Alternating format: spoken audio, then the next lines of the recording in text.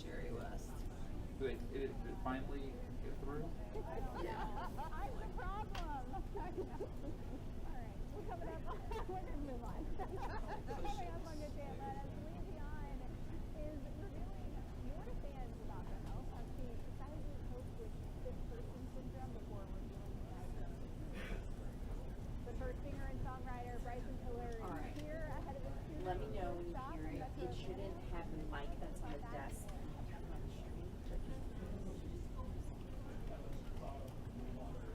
should just be the audio of the trial.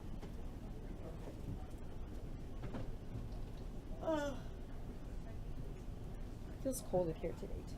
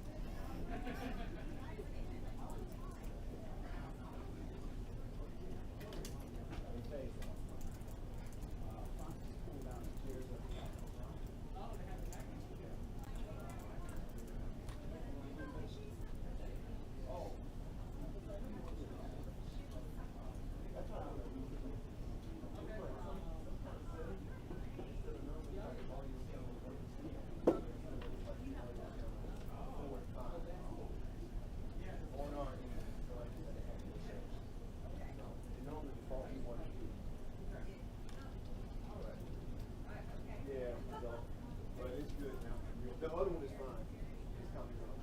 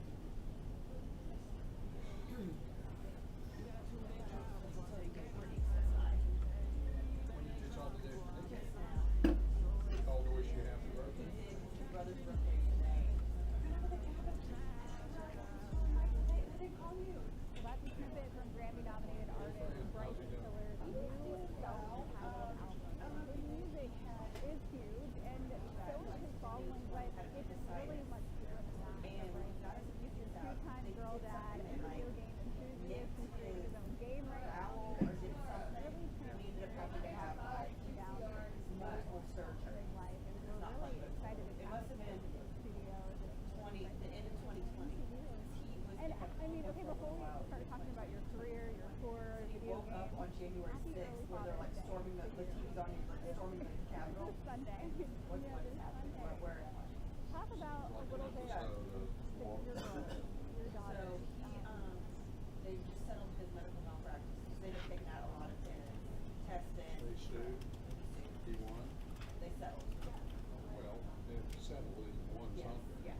So He has more money today. Yes. Less than tested, more money. that he has that. So he's doing good. He's like, I don't really need Is he feeling well? Yes, he said he was to the doctor Yeah, I've seen some pictures of him on Facebook fishing, and I got the sense that, Yeah, well, I was watching it, and this one like really stood out to me because my that's how I cabin, met it's a her in it's a my whole life. full house. With the little kids running away when you're trying to get them changed. And then the other one was really cool too, of you and your daughter kind of dancing in front of the hospital. And she didn't know, I guess, that it was your song. so he doesn't. Okay, He's in so a financial that's situation. incredible. I wish they were here today, but I know that they're busy. Let's talk a little bit about Also, his case right now is from that. Can we talk a little bit of the break? El Dorado, Arkansas, Right. which is where Murphy Oil started. Don't know if you've ever heard of them. Dad was smart and invested in Murphy Oil way back when, and somehow he's got some kind of shares in Murphy Oil stuff. He's doing that.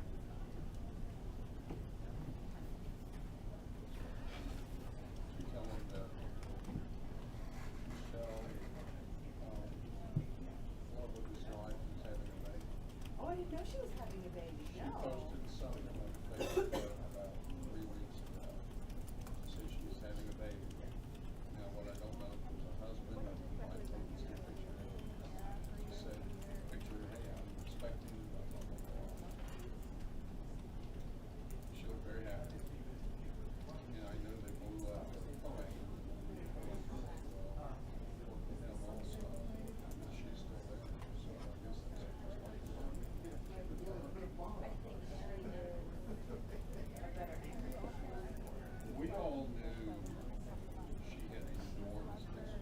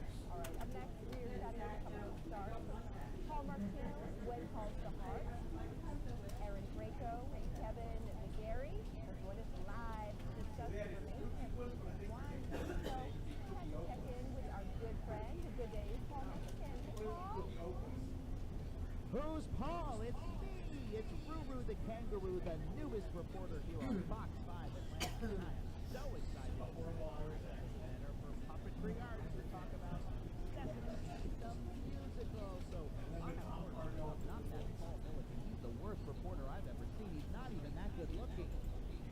Excuse me?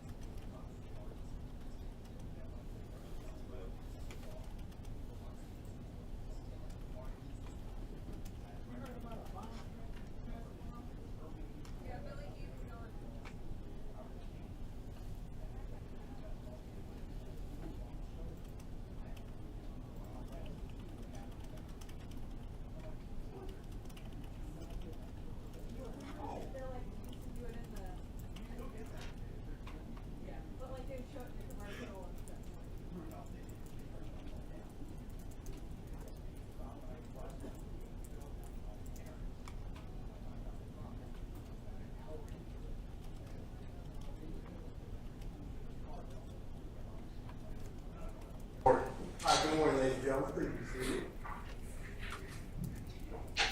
I'm back on the record of United States at all in 22 SC 183572. Mr. Stillwell, Mr. Voss, and Mr. Shar, good morning, gentlemen.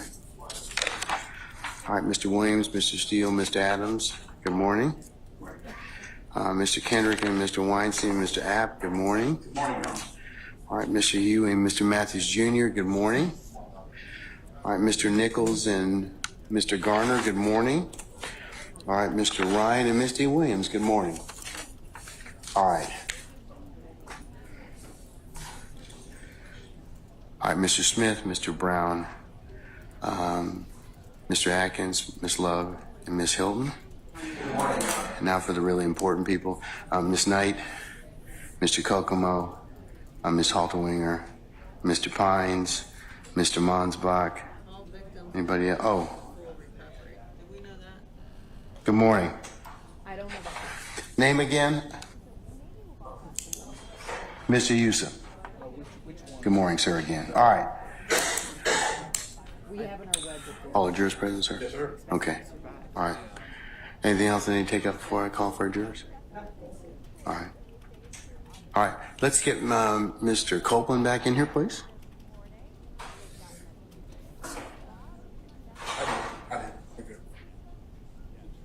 It's the best, right? It's your childhood come to life. And thank you for not introducing that darn kangaroo. I don't know how to react to this. I put it in the don't have to worry about that again. So welcome to the convention gallery and the workshop area. All right, sir. Summon our jurors, please.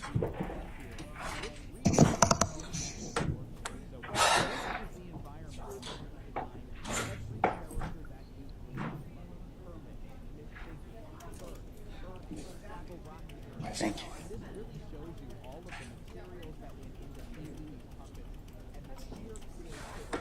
Mr. Copeland, when the jury comes out, you need to stand up, okay? Thank you, sir.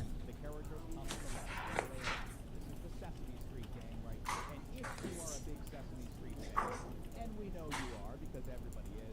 Right now is the perfect time to visit the Center for Public Arts. The music is live on stage. This episode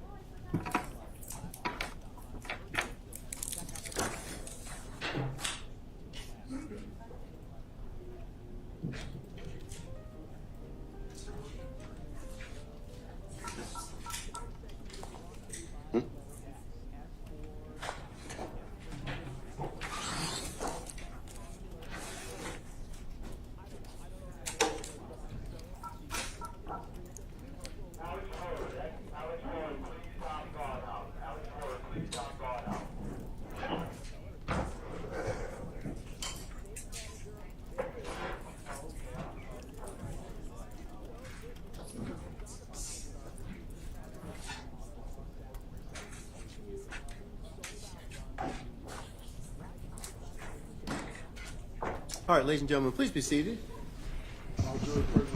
All right, thank you, Sergeant Ingram. All right, members of the jury, good morning. All right. We're going to continue with our current witness. Mr. Copeland, you're still on your oath, okay? All right, sir?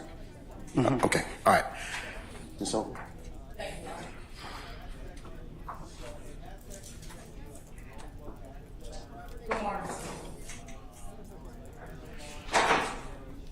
I'm going to show you what's already been admitted as State Exhibit 164 Echo, page 2373.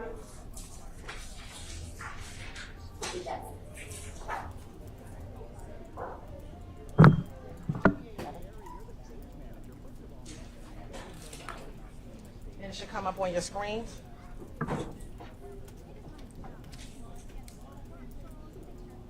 Looking at page 2373 of 164 Echo, who is depicted in those pictures? Me and Young Thug. All right, and I want to scroll down to page 2373 of 164 Echo.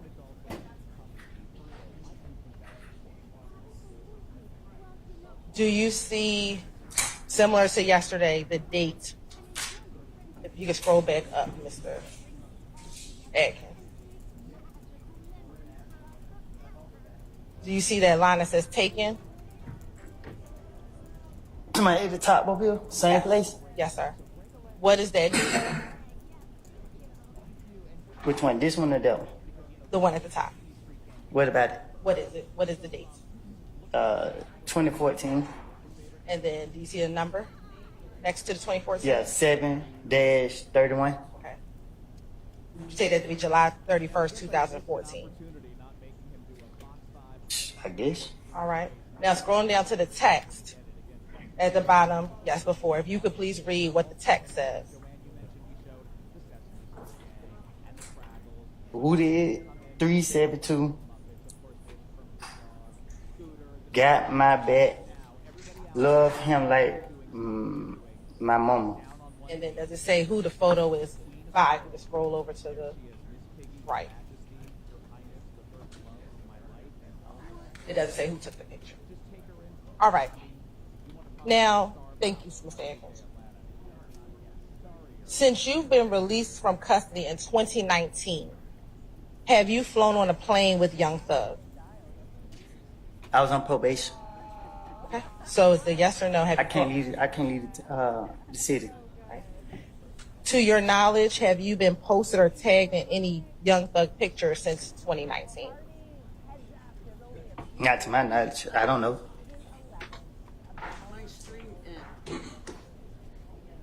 Since 2019, have you been with Thug together in the club? Not seen him in the club, but you two all actively were together in the club.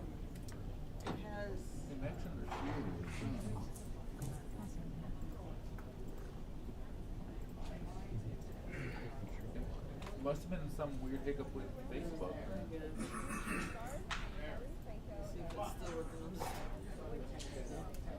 You said since 2019? Yes, sir.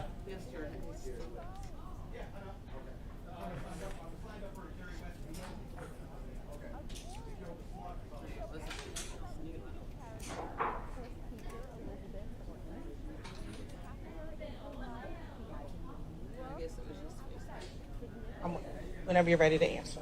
Oh, what I supposed to say? I'm thinking you Yes could or say no? something else. No, I'm waiting for your answer. Yes or no? Answer to it. The question I just asked you. Oh, what is your question? Sure. Since 2019, have you and Thug been together in the club? Not I've seen him in the club, but you two actively were at the club together. Either y'all went to the club together, or y'all were at the club together. Have you done that since 2019? That's the same question as the form. That was Mr. Matthews Jr. Hey, Mr. Weinstein, do me a favor, push that camera on the top of the podium. Push the camera At the top. on the top. Just press down. No. Press down. Thank you, sir. Appreciate it. I'll rephrase. Since 2019, have you and Young Thug been together in the club. And I'm not talking about I saw him in the club, but you two have been together in the club.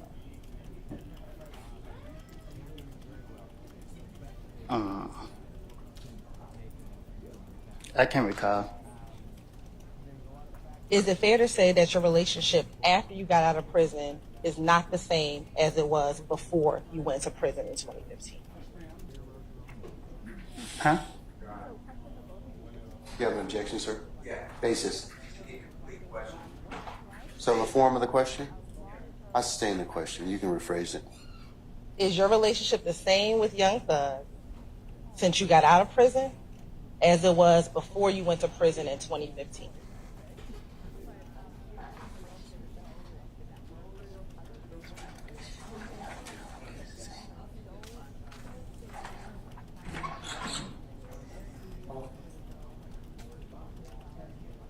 One more time. Sure. I'm trying to. Do you have the same relationship with Young Thug since you left prison in 2019 as you had with him before you went to prison in 2015? So, I'm confused. So help me understand. If you and her y'all got a relationship 10 years ago, so today is y'all relationship the same from 10 years ago today? Is your relationship the same? I need an answer. Is your relationship the same as it was 10 years ago? I don't think nothing would be the same from 10 years ago. I don't know how to answer that. I don't know. Okay. Is your relationship better with Thug or worse or the same? I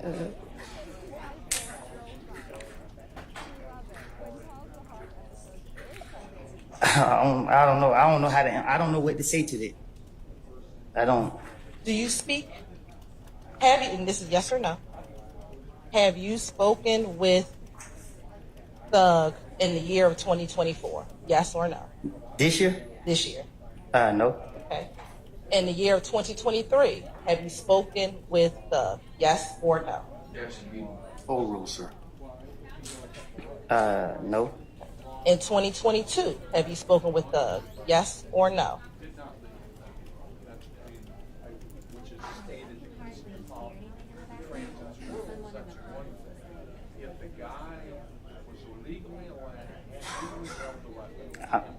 That raises a bigger issue, and that's over the whole, Georgia's a carry state. That brings a whole different element to the conversation. So I can't recall if I was in. I can't recall when did I got arrested. I don't know if it was 21 or 22. I don't, and I don't want to say yeah or no to it because I don't know if I was on the street or if I was in jail. Let me ask you this: while you were in prison, did you ever speak with Thug? No. All right. Thank you for that. Do you know someone by the name of Marquavius Huey? No. Do you know someone named Quay? I know a lot of Quays. Okay. Do you see any of the Quays that you know in the courtroom today? Yeah. Okay. How many of the Quays do you know are in the courtroom today? One. Okay. Can you identify him by article of clothing that he is wearing?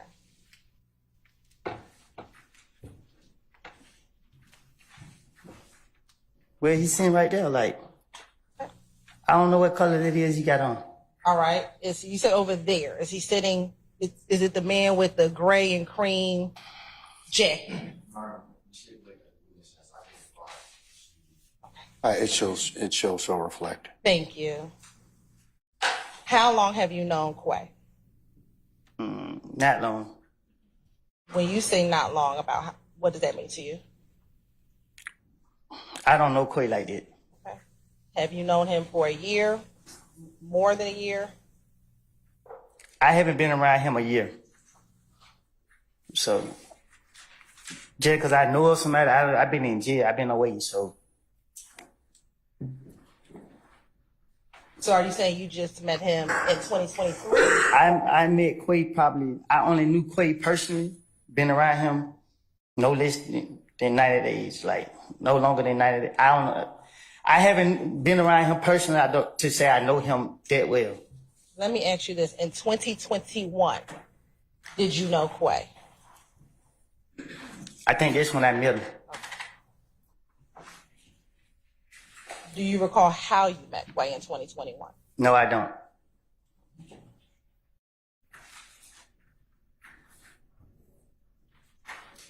In 2021, did you consider Quay a friend?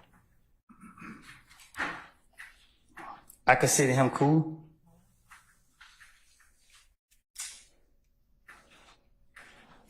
I'm going to start in 2021.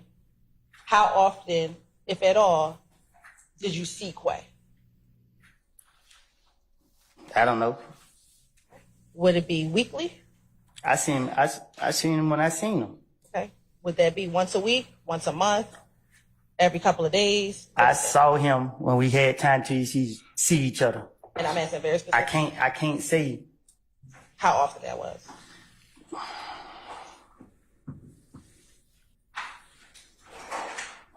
When I wake up, my day is not planned. I just go with the day. And so I'll just ask you again. Say that again. Would you see him on a weekly basis, on a monthly basis? I saw him when I saw him. Would you speak with him on the phone? Yeah. Was that, how often would you speak with him on the phone? When we had to call each other for something. Was that, did you speak with him on the phone more than when you actually saw him in person? I spoke to him when we spoke to each other. Did you speak to him more, or did you see him in person more? What you mean? What would you do? Would you see him more, or did you speak with him on the phone more? Meaning? You said you spoke with him on the phone. I have, yeah.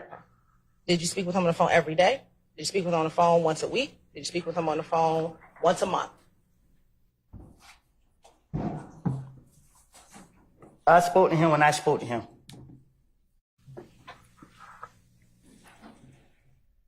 You said that you all would see each other. When you would see each other, what type of things would you all do?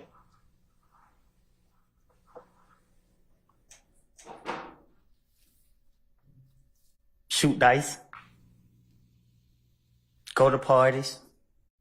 We mainly shot dice. Did you ever speak with Quay via FaceTime or some other video chat? What you mean, some type of other video chat? Well, let me just ask first. Did you ever speak with Quay on FaceTime? I can't recall if I have.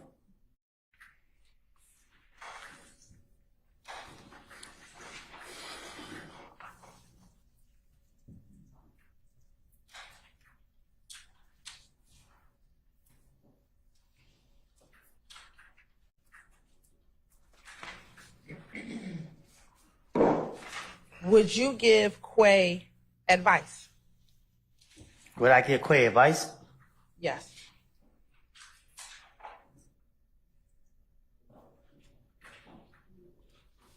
What that for to me? Did you advise Quay on certain people he should hang around with? Oh. Or not hang around with? What about it? Have you advised Quay on individuals he should or should not hang around with? I probably have. Okay. Specifically, did you advise Quay on whether he should hang around? That's the same question. Have you ever advised Quay on hanging around Young Thug?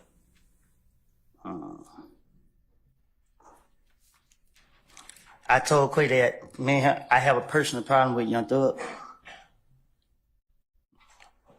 Did you advise him on whether or not he should hang around Young Thug? I thought I just answered it.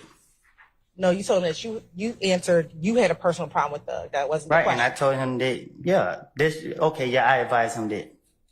What is the that you're referring to? Whatever you just asked me, I agreed to what you just said. So for clarity for the record, you've advised Quay about hanging around Young Thug. What's your objection? He hasn't really clarified. I think she's trying to get him to clarify it, so I'm gonna overrule your objections. You advised him on hang around Young Thug. I told Quay that he needed to watch who he hang around. And was that in 2021? I don't know when it was.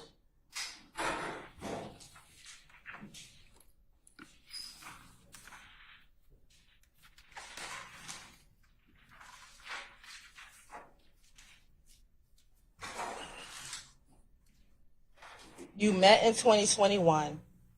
Have you spoken with Quay in this year, 2024? No.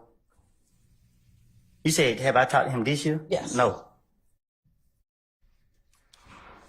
What about last year in 2024? I cut all communication with everybody, period. I haven't spoken with nobody.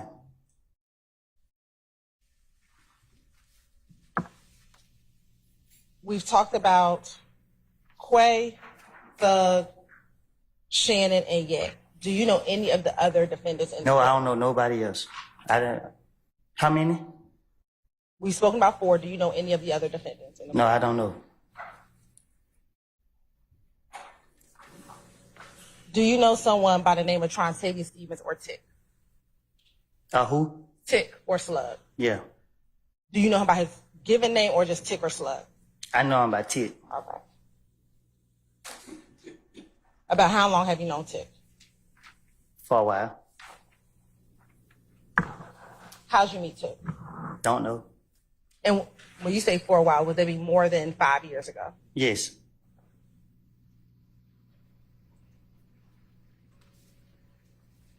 Back when you first met Tick, how would you describe your relationship with Tick? I don't know. I can't reflect back on when I first met him. Why can't you reflect on when you first met him? I know a whole lot of people. What was your relationship like with Tick? What you mean? Was it a good relationship, bad? Did y'all get along with each other? What was your relationship like with Tick? Just like it would be with anybody else from that I know. Do you get along with everybody that you know? If we cool, So are you saying that you were cool with Tick? that's what I said.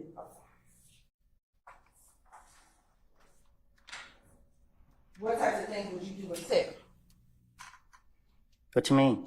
Did y'all go out? Did you go shoot dice? Did you go to the club? What type of things did you do with Tick? Things young black men do in their neighborhood.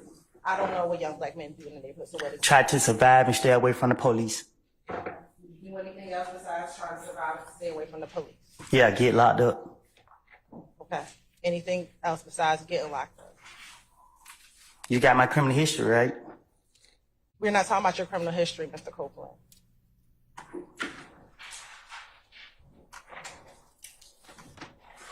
Is there anything else that you all used to do? I don't recall. I'm going to show you permission to approach our Have you shown that to defense counsel?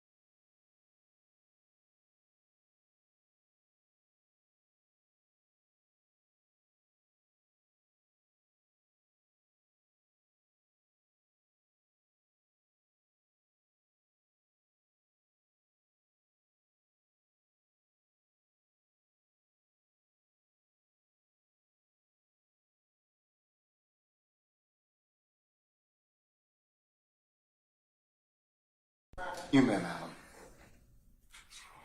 I'm showing you what's been marked as Exhibit 352 Yankee. Tell me if you recognize the individual in 352 Yankee. Yeah. Who are the people in 352 Yankee? Me, Ted, and Lil D. Your Honor, this time the state would like to end this State's Exhibit 352 Yankee and Saturday. Any objection to State's 352 Yankee? Yeah, I have an objection, Your Honor. Basis. It's misleading. Portions of the image in approach, and I can show that to you, Your Honor. Sure.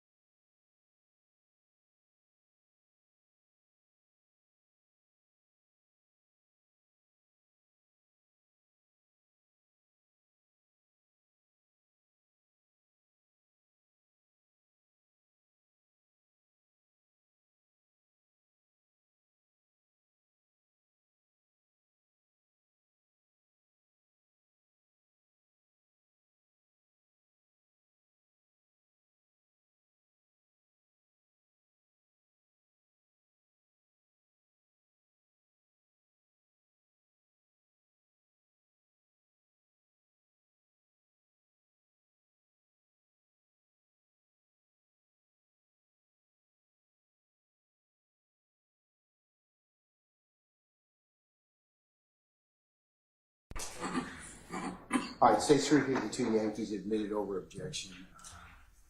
Maybe published as you see fit.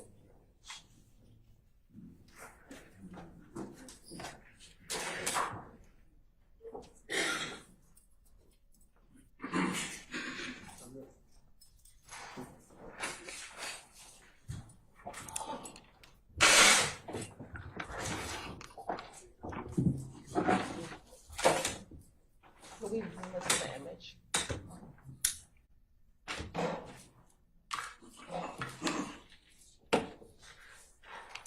Mr. Copeland, we know who you are. If you can tell the jurors who is Tick and who is Little D. Mr. Copeland, who is Tick? In the middle.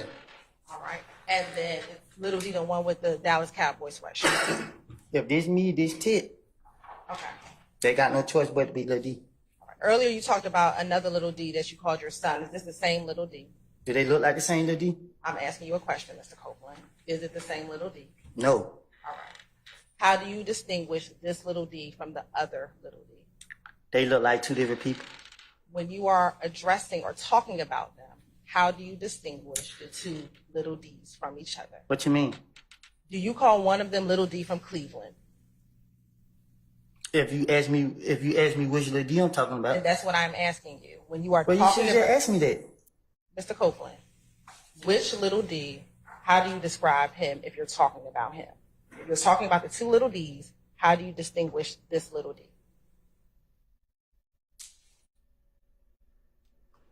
I just said he Lil D from Cleveland Avenue. Okay, thank you so much. About how old were you all when you took this picture? I don't know. Do you have hair on your head when you take this picture? What you When you trying? took the picture?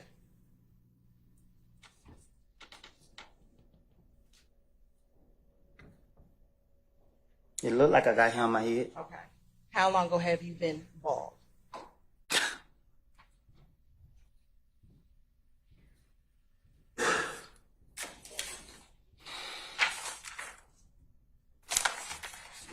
When I got out of prison. Okay.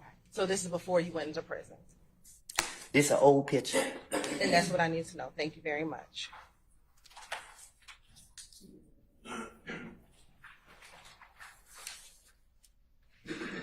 How long have you known Little D from Cleveland?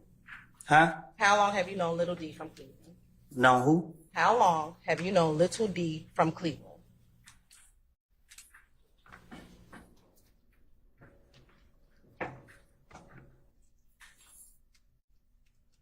I knew him back in 20. I think I met him in 2013. Do you recall? I think. Oh, that's fine. Do you recall how you met? Well, you just see somebody around.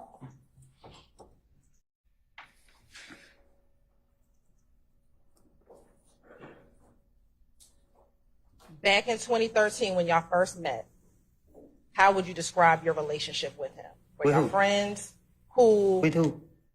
Little D from Cleveland.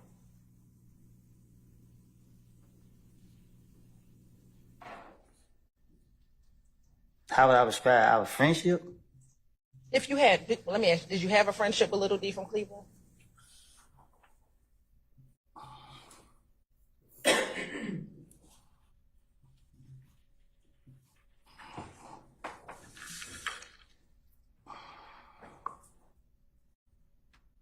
I wouldn't say a friendship. Did you hang out with him, like go to the club with him, or you talked about shooting dice, concerts? Did you do those things with Little D? I try to get over on him. What does that mean? If he shoot dice with me, I'm gonna try to get over on him. Okay. I guess then you would try to win the dice game? I won't treat him like a friend. You would not.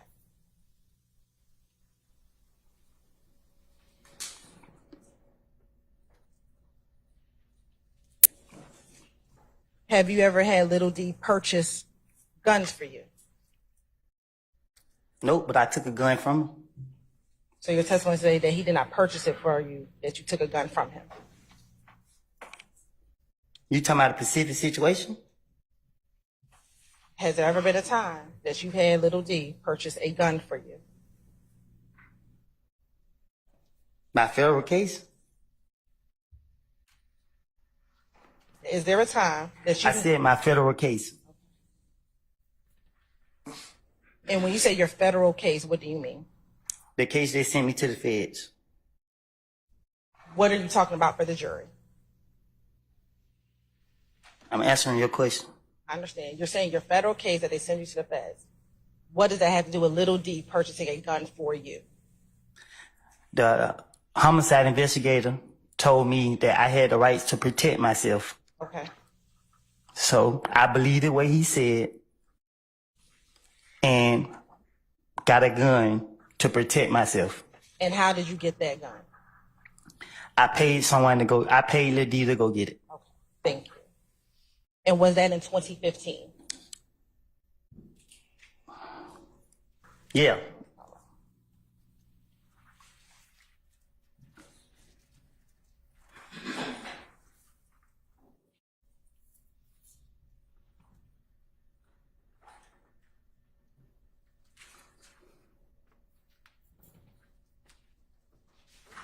Do you know someone by the name of Antonio Sledge? Do you know someone by the name of Antonio Sledge? No. Do you know someone who goes by the name of Moonsong? Yes. How long have you known Moonsong?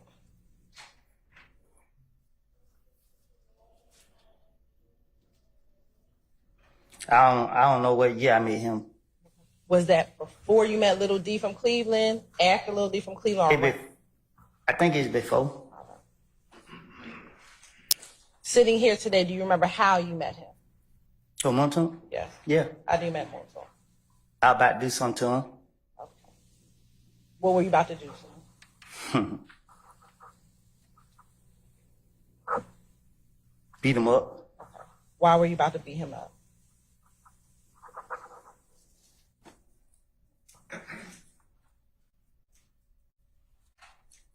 Cause he was in the wrong business. After you were about to beat him up, did you somehow develop a friendship with Montauk? Somebody else called me to protect him. Okay. When did you get a call in order to have to protect Montauk? If you're talking about you met him before 2013 and you're about to beat him up, when did you get a call to have to protect him? That same day. And if you were about to beat him up, well, let me strike that. Did you make a decision to protect him? Did you decide to protect him? Me? Yes. What you mean?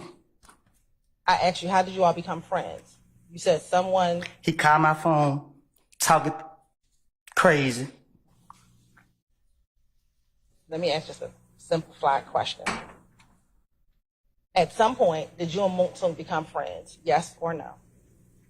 Later down the line. Okay. When did you all become friends? Later down the line. Was it a month after you were about to beat him up? Was it 2 months after you were about to beat him up? Was it a year after you were about to beat him up?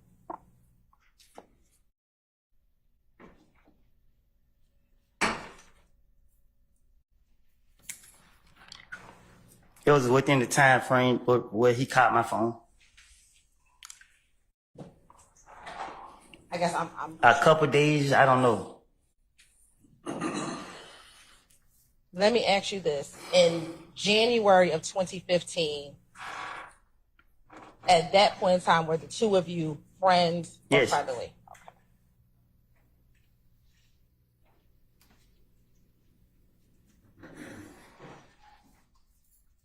I'm going to speak about a specific time frame. End of 2014, early January 2015, how often would you and Montauk spend time together? Can you say that again? Sure. I'm focusing on late 2014, Late 2014. January of 2015. All right. How often would you and Montauk spend time together? Every day. Every day. Not every, well, I'm saying a lot. And during that time frame, when you all would spend time together, what type of things would you all be doing? Again, late 2014, January 2015. You said what was we What type doing? of things would y'all do? Gamble? Like we gamble most of our time. Shoot dice. Anything else? Go out. That's it. Is it fair to say, would you all talk to each other on the phone as well? No. The first we talk on the phone is, what you got going for the day? Where you at? That's it. And have you ever FaceTime with Montauk? Back, and I'm talking about late 2014, January 2015. I don't, not that I know of.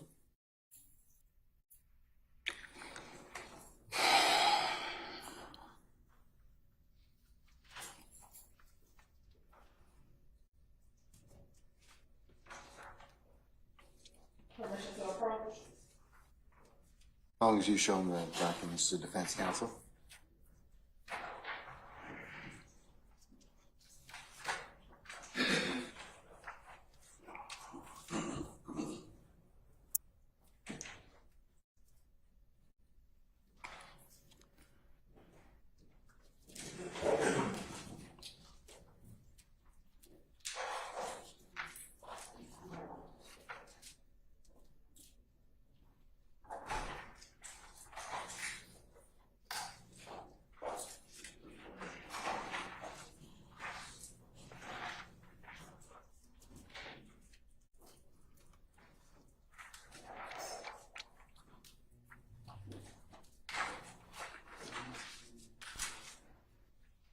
Yeah, let me ask you this.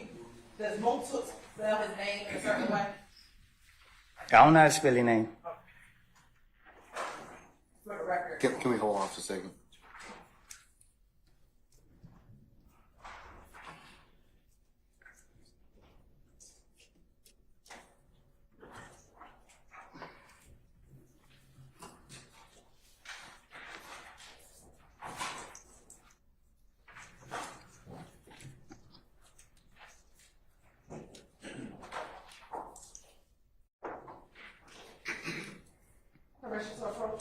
You may, madam. I'm going to show you what's been marked as Exhibit 353 Yankee. Are you able to tell me who is that 353?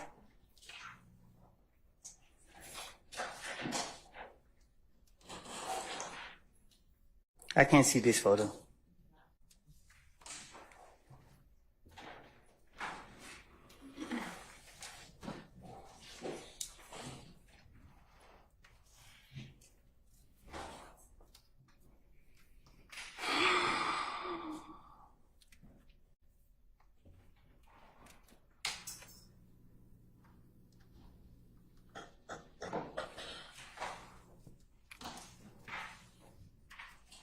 Mr. Copeland, looking at what's in front of you is 353 Yankee, and looking at what's on the screen, does that appear to be the same image? Yeah. All right. Me and Monton. That's your moment. Thank you. Your Honor, this time the state would like to tender State's Exhibit 353 Yankee. Any objection? Any objection to states 353 Yankee? All right, hearing none, it's admitted and may be published as you see fit.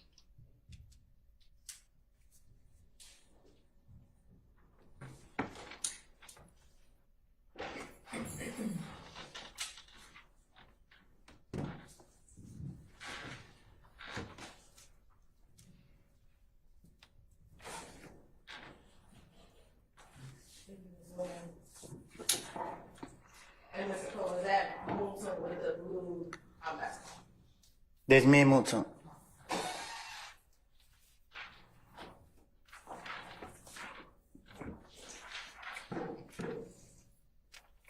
Do you know someone by the name of Quentin Porter? Who? Quentin Porter. No. Know someone by the name of Big Blue? Who? Big Blue. Yeah. I'm going to show you what's already been admitted at 1651 W.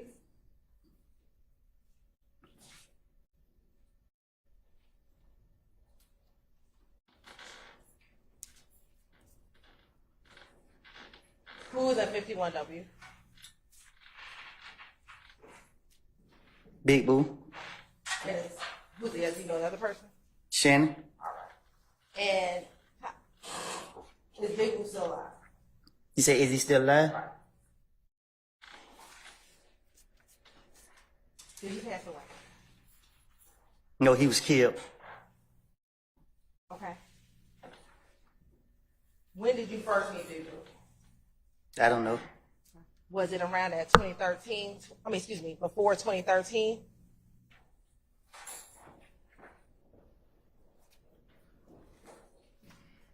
I knew of him before I knew him.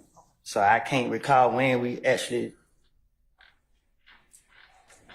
Let me ask you this. Did you know Big Blue before you knew Little D from Cleveland? Yes. Do you remember how you met him? Who? Big Blue. I said I knew of him before I. So. Or someone when you actually started meeting him, do you remember how you met him? How would you describe your relationship with him? What you mean? Like when you first met him, was he like a big brother, mentor, friend? How would you describe your relationship with him? Yeah, I used to see him with a lot of money. I admired it.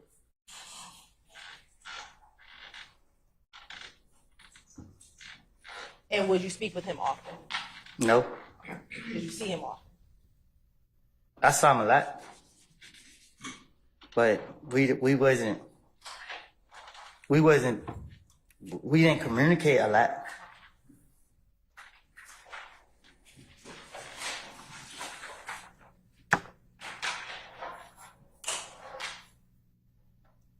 Earlier, there was a picture with an individual by the name of O.G. Bentley. Do you remember looking at that picture yesterday? No, I don't. All right.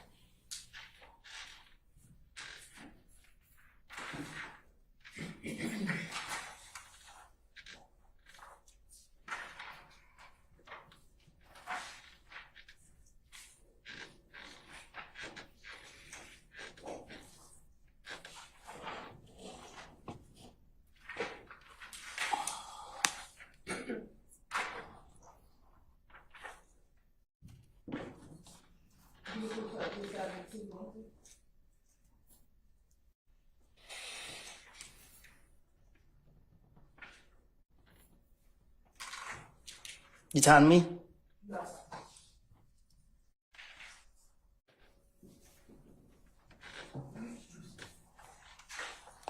Do you remember seeing that picture yesterday?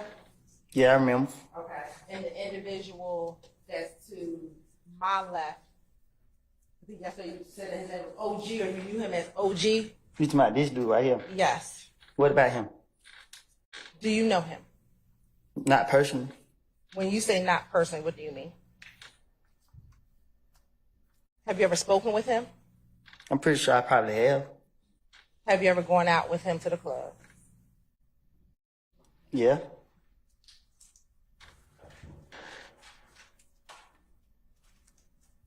Back in 2014 and January of 2015, have you ever spoken with him during that time period? Him? Yes, sir. I don't even pay this guy no attention, so I barely remember him like that. Like he never been a factor to me. I don't. When you said that you've been to the club, is that around 2014, 2015, or some other time? You said something about the club. I asked you, have you gone to the club with him? You said yes. Oh, no, I'm saying, like, to be honest, I thought he was his manager or something. I'm not a person that asks questions. So I didn't know, I didn't pay him no attention. Like, we didn't have any comment or nothing. Like, I see no reason for me to talk to him.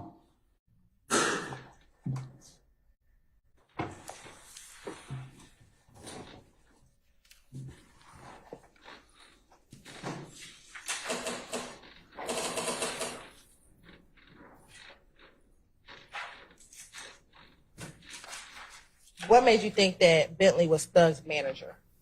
So what made me think that? Yes. From my observation, that's what it looked like. All right. Do you know someone by the name of Alexis Greer? No. What about someone by the name of Max? Yeah. Okay. How do you know Max? What you mean, how I know her? How do you know Max? She his sister. Who's the he sister that you're referencing? Young Thug's sister. Right. Does she go by any other name besides Max? Dolly.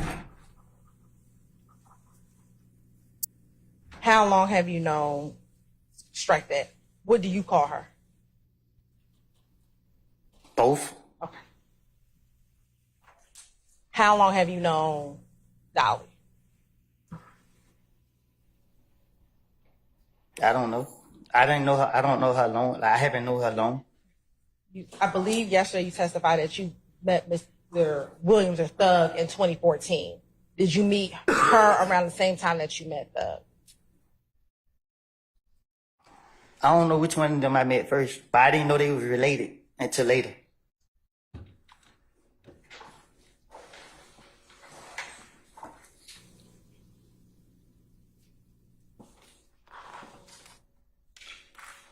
Do you remember sitting here now how you met Dolly? Say it again. Do you remember sitting here today how you met Dolly? I remember I was playing with her. When you say playing with her, what do you mean? Like playing, talking, playing, joking, laughing, haha. Was this in the studio, in a house, or somewhere else? It was outside. Have you ever considered her a friend of yours? Yes.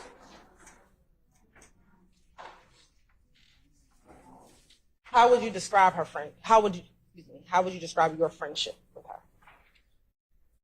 her? What you mean? Was it a good friendship? She was cool, like.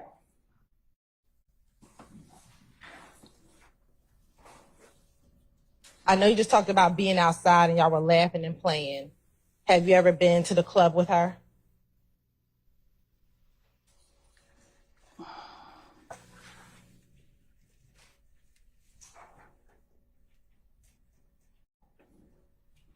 Club as we going out the club or as her brother going to perform? I recall going to shows with her as her brother go perform, but I can't recall if we've been out in the clubs together.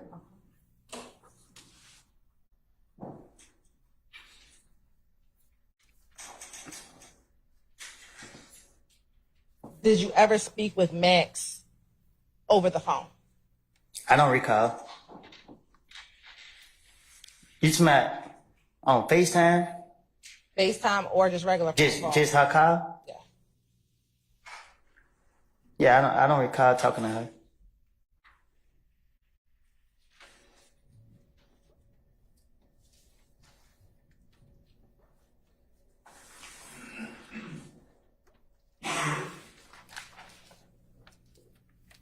I'm going to show you what's already been admitted at 6 Charlie.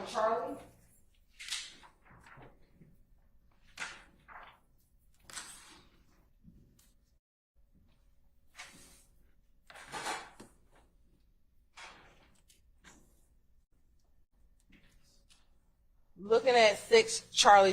First, I'm going to ask, do you see Dolly in 6 Charlie?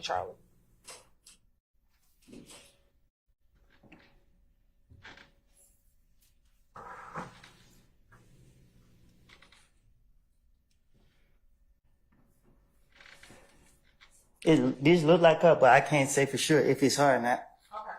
And do you know anyone else inside of that picture? This is Charlie. Monton. Is that it? These look like his other sister, but I can't really tell. But I really don't know I don't know her name. Thank you. Next, do you know someone by the name of Divorce Bradford?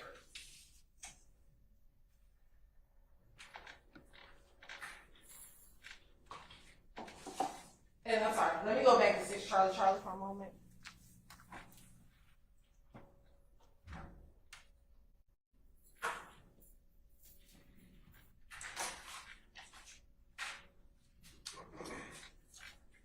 And Mr. Copeland, for the record, the person that you said looks like Dolly, is that the individual with the white t-shirt? I sustain the question. I just need you to describe for the record, who is the person you said looks like Dolly? Like, just describe what she's wearing for the record. The girl right there. So I need you to describe what is she wearing in the picture. Well, I don't know if it's her. But the white shirt. All right. And then the person you said looks like his other sister. Are you able to identify what color her hair is? No. And then the person with Monson, is that the person who is? I sustain this to form. Is Monson the person in the front of the picture? With on his head in the picture. With on his, thank you so much. Do you know someone by the name of Divorce Bradford? No. Do you know someone by the name of Tudor? No.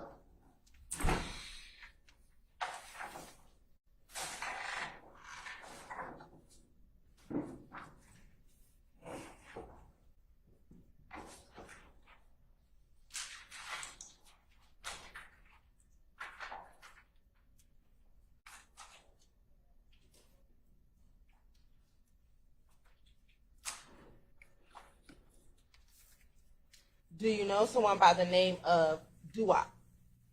No.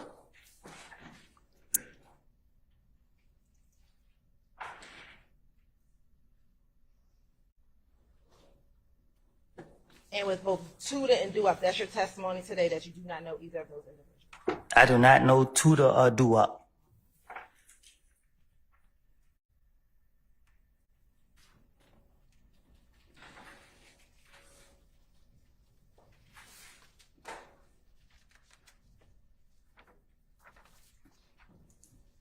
Do you know someone nicknamed Nard?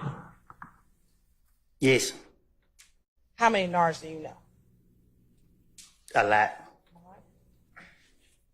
I'm going to show you what's already been admitted.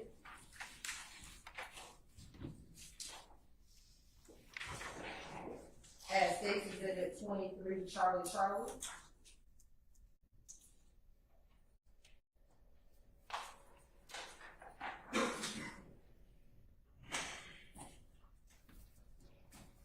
Do you know who that is? No, Is that your testimony that you do not know who that is? I do not know who that is.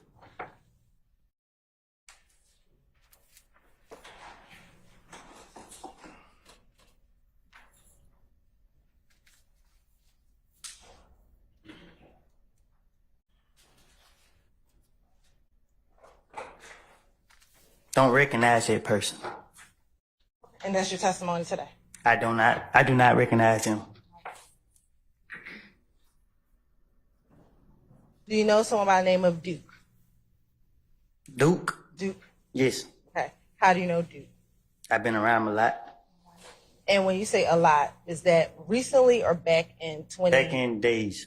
Right. This is before you went to prison in 2015. Yes. When you say you've been around him a lot, how often were you around him? I don't know.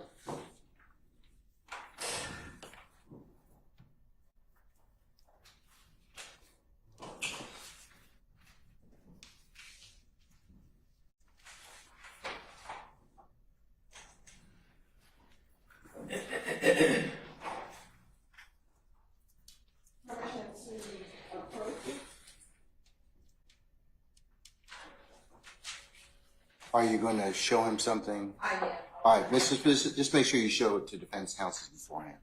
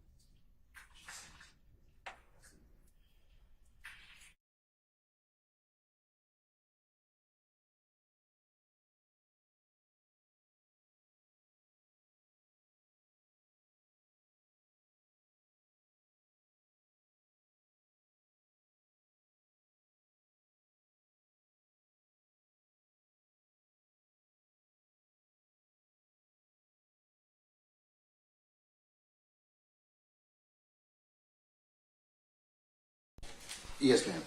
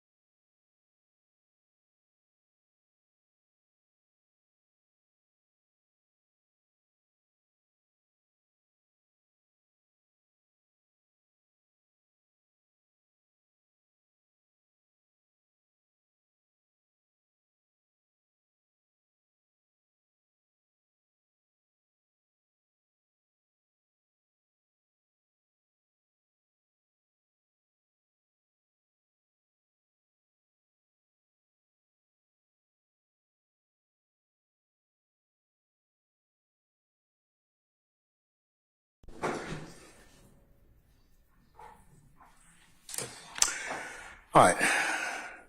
Ladies and gentlemen, I've had a request to take comfort, okay? So we'll go ahead and take 10 minutes, all right? All right, we're being recessed 10 minutes. All rise.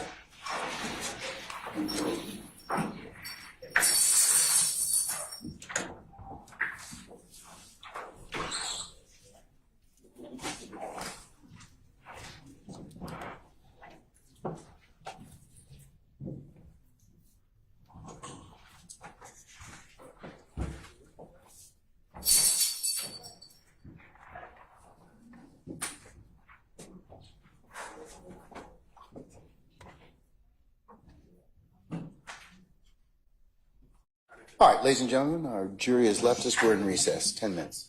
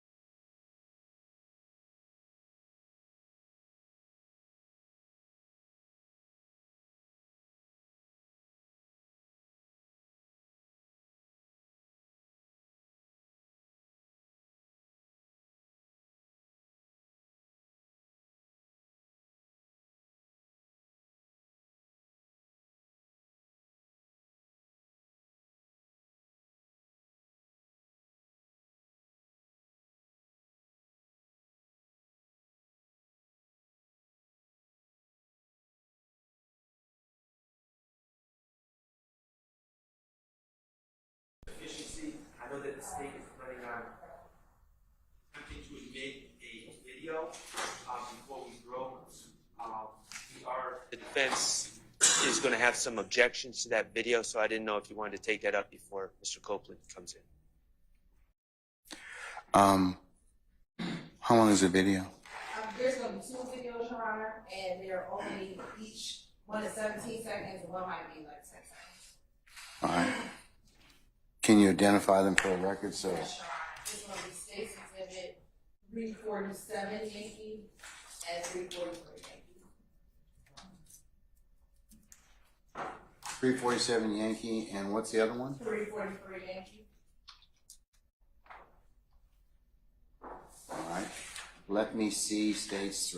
Play for me states 347 Yankee, please. All right.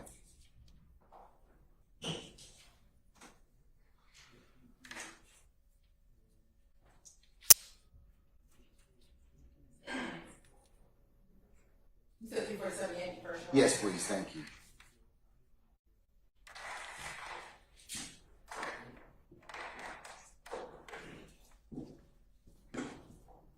Yeah, this is my attire for the day, you know. This is how I'm swagging on a bitch and a boyfriend. You can get it. Got my younger with me. You deal what I'm saying? Just the motherfucking brute, how we do it, nigga. Dollar White Production. Hi. Yeah.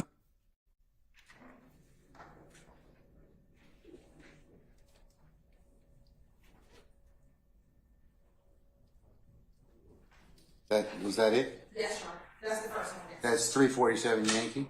All right, let me take it by the numbers then. Mr. Sharp, what's your objection? I'm going to defer to Mr. Steele on that particular video. All right, Mr. Steele, do you have an objection, sir? Yeah. What's the basis, sir?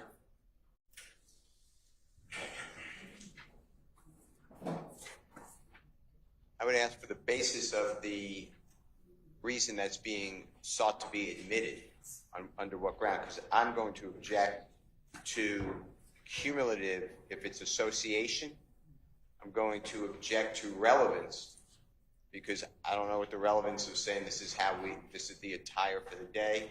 And then there's commentary under the right of 347Y's, it's written words, which I would object to as well. On what basis for the words? It's a social media posting on a person's account, which this court pronounced Scarfax, and it's not Jeffrey Williams' account. He didn't write those words. There are unknown people on some of them. Scarfax, as this court pronounced it, is Demekian Garlington account. So is it? What's the basis for your for the third base for your objection? Okay. For the writing, and then for the rest of it is. I heard relevance, Yeah, cumulative, and hearsay. Is that it?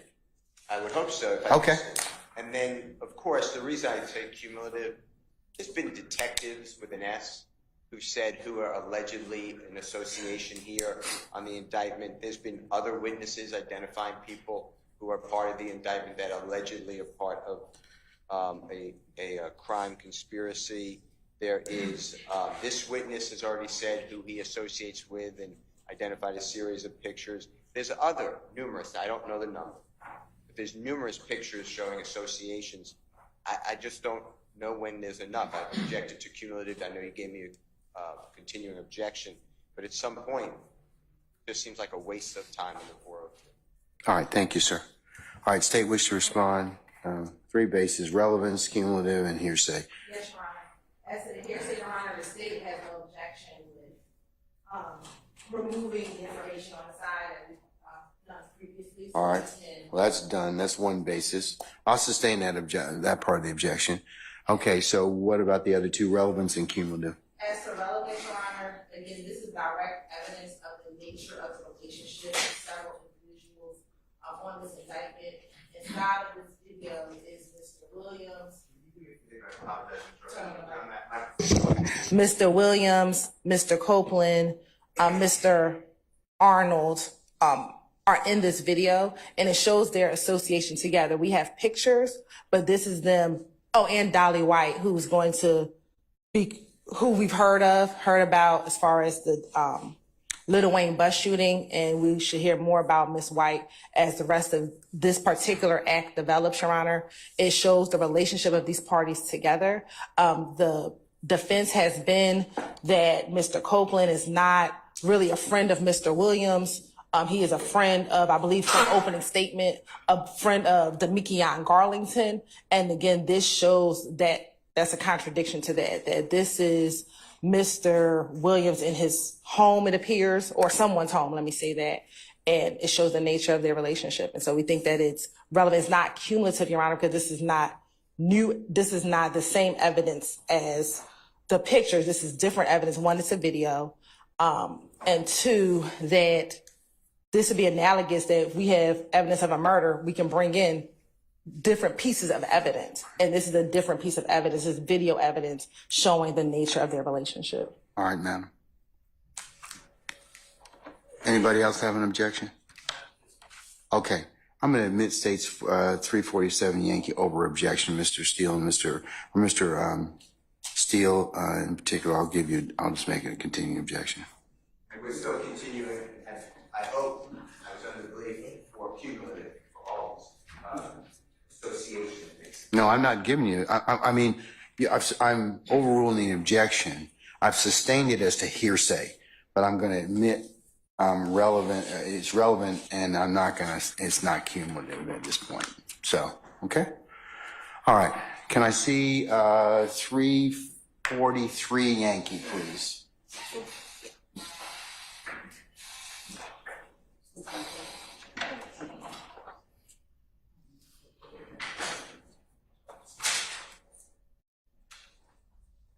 Fuck you, pussy. All right, better than you. Yeah, we got turbulent out here.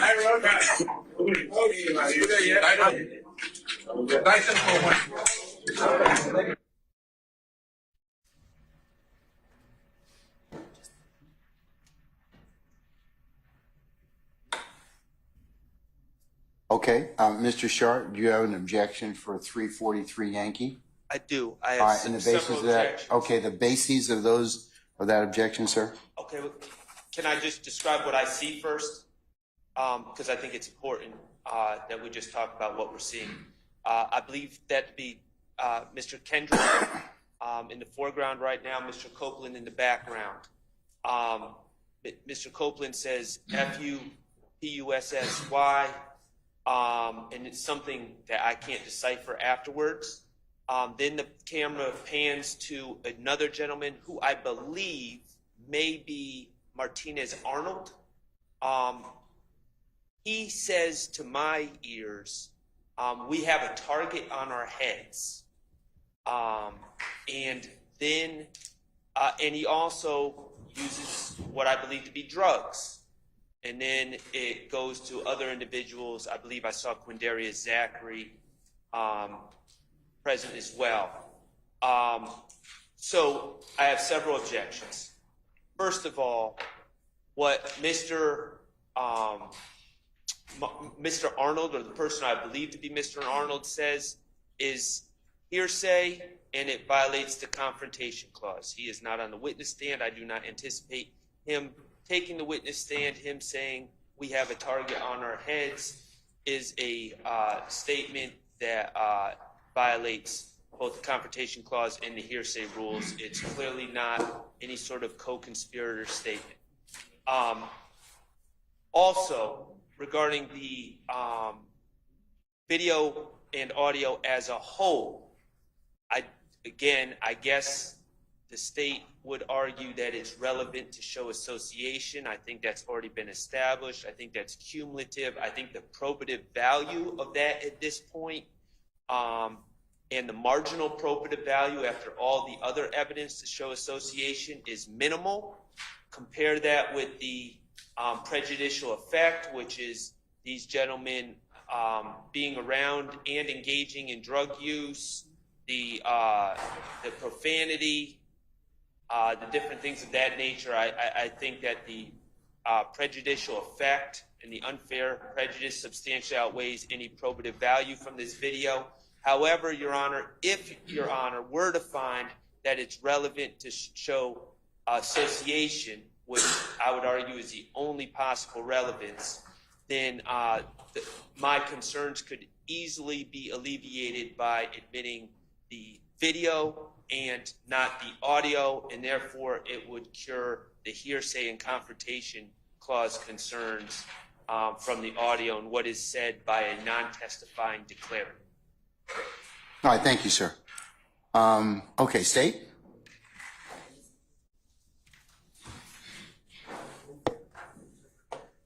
So first, Your Honor, as to the confrontation clause, Your Honor, this is not a testimonial statement and made to law enforcement. So this would not be a confrontation clause issue, Your Honor. As noted, this is a statement by a party opponent. How's Mr. Arnold a party opponent? Just tell me. Because he's on the indictment, Your Honor. Okay. He is a previous co-defendant in this case. Although he's pled, he's still a party opponent. So you're saying his statements are admission by a party opponent? Yes, his statement being admission by a party opponent. Okay. As far as what Mr. Copeland says, F-U, P-U-S-S-Y, Your Honor, the probative value or prejudicial nature of that cursing, we've admitted songs at this point that have cursing in it, so I don't know how prejudicial that particular line would be. Mr. Copeland is the current witness on the stand, so they want to cross him on his use of language. They can do that, but don't believe that in and of itself should keep this video out. As it relates to the smoking of the cigarette, we don't know what that is. It looks like a cigar. So it would be speculative to believe that it's drugs or anything else because we don't know. I didn't see in that video a bag of marijuana sitting around anywhere, so we don't know what it is. So it'd be speculative to determine if that is any type of drugs or illegal substance, Your Honor. Also, this could be an adoptive admission as to Mr. Kendrick. If it is what Mr. Arnold says, that we have a target on our backs. At no point in time did Mr. Kendrick, who is the holder of the video, deny that statement at all. An adoptive admission is admission by silence. An admission by silence may be created against a party who remains silent in the face, and this is of an accusation. Such admissions are proved up when the opponent establishes the following elements.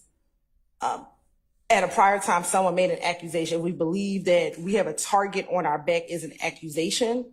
Then Mr. Kendrick's failure to say anything to it would be an adoptive admission to that statement. But again, we have a target on our back.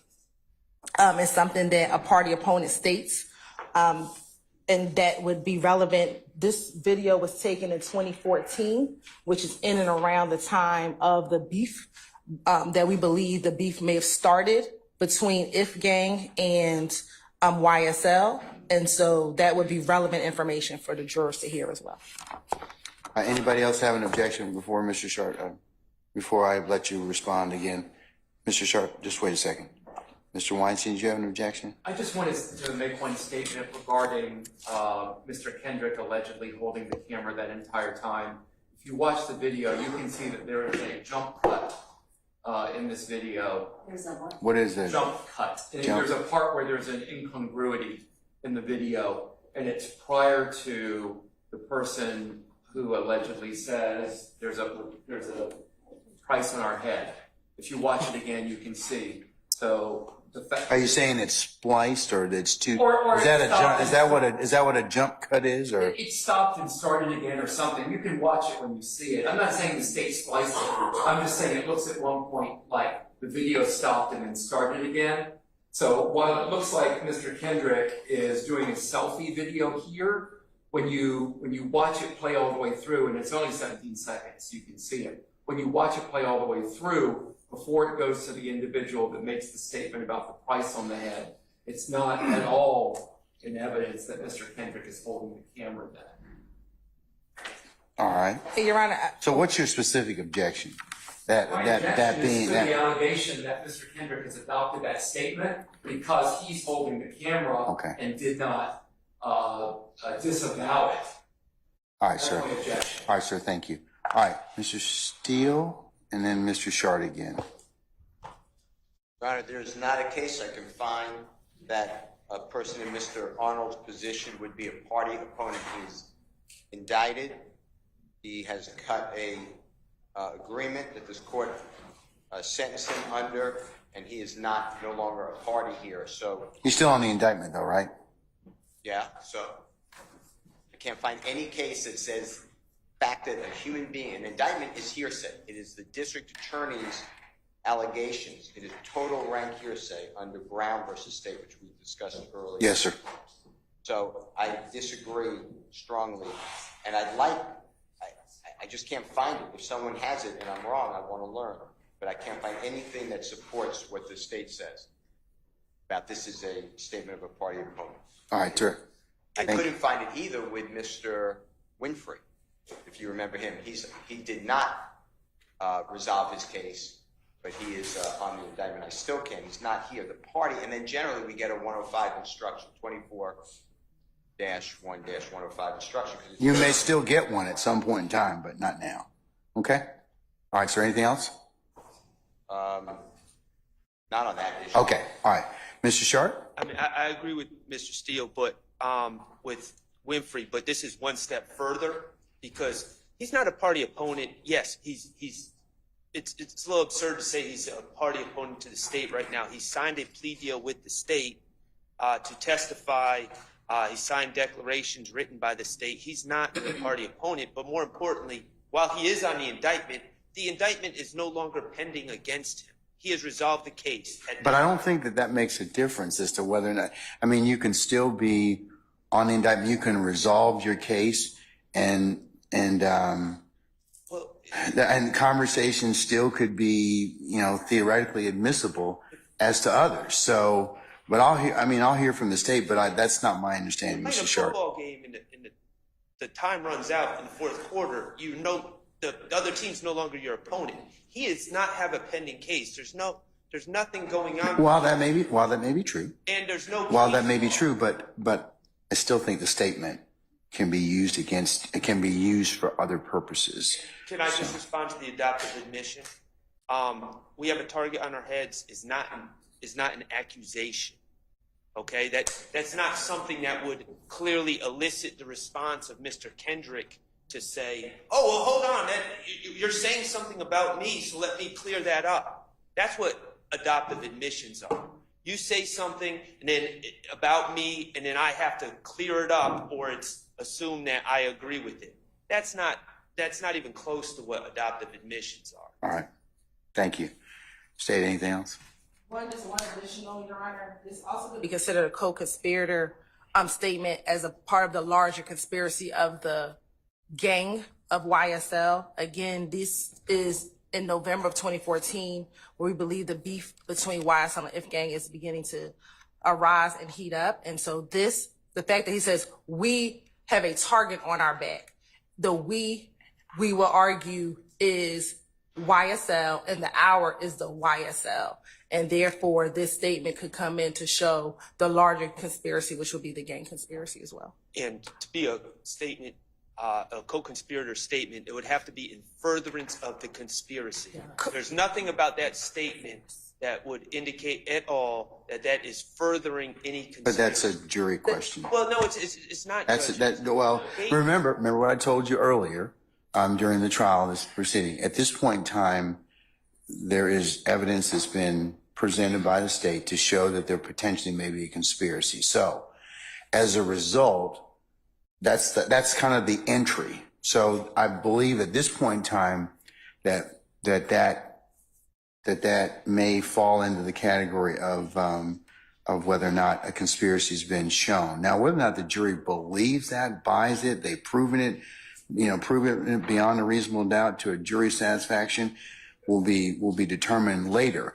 And whether or not that particular statement was made in furtherance of the conspiracy is again a question. I gotta disagree because there's multiple steps. Yeah, I understand that, but And it has to be in furtherance of the conspiracy, and you as the gatekeeper judge well, have to make that determination. I've determined that that's made in pursuant from what the state's telling me they're trying to get admitted to is made in furtherance of the conspiracy. So Okay, yes. well, may we have a continuing objection? Yes, you certainly may, sir. Absolutely. Absolutely. All parties, the Harvey rules in effect, I'll make it a continuing objection. All right, anything else? I do. Your Honor, I don't know how state could argue anything from those words. There's no context. They've made an argument, you disagree, and I'm gonna rule in their favor. And again, the jury ultimately will decide that issue. But as a threshold issue, I've made that determination over your objection and over your, I would say, disagreement. What I'm trying to ask the court to put into the framework of your ruling for the state is that the words, we have a target on our back, does not go to potentially anything based upon that 17-second video or 10-second video. It is so out of context. We don't know what they're talking about. But it's part of the state's evidence in this case. Miss Hilton, you want to respond to that?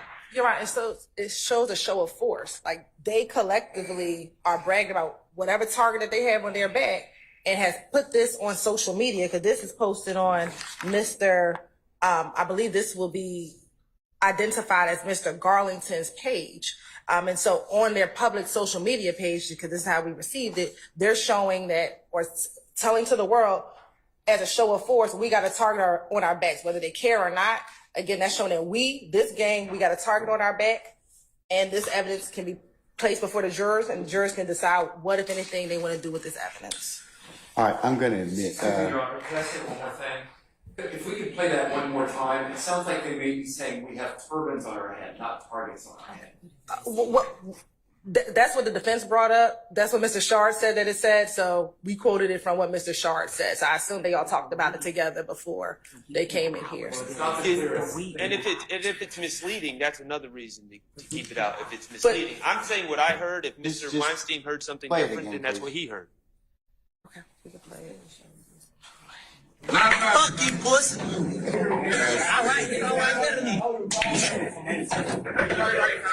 Yeah, we got a turbine on our head. One more time. Yes.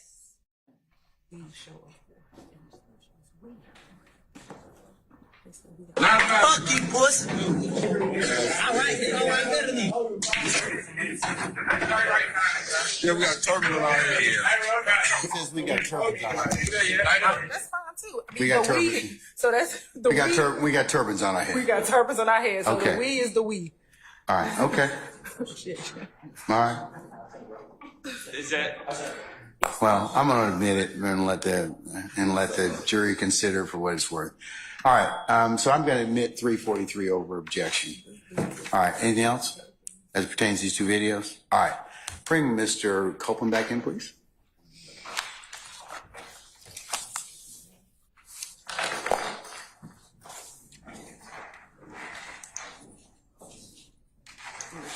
I'm sorry. That's just mine. I take it.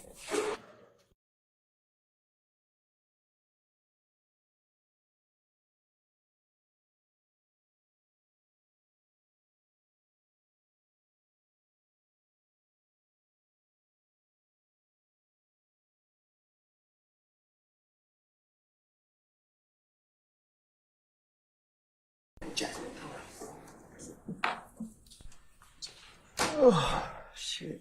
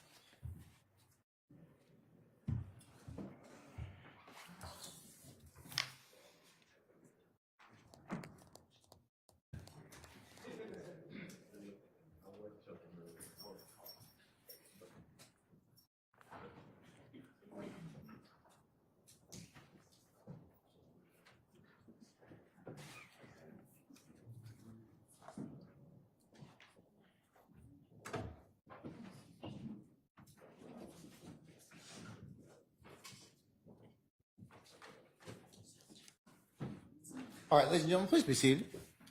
All jury present. All right, thank you, Sergeant Ingram. All right, Ms. Hilton, you may continue when ready, ma'am. Have you shown that to defense counsel already? Yes. Okay, all right, you may approach now.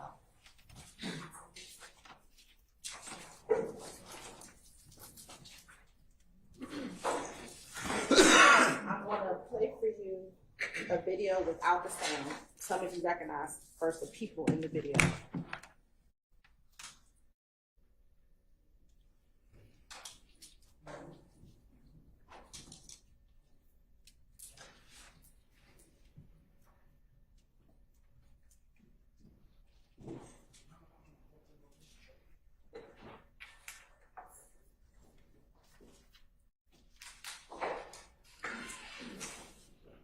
Looking at 343 Yankee, do you recognize some of the individuals in that video? No. You don't know any of those people? No.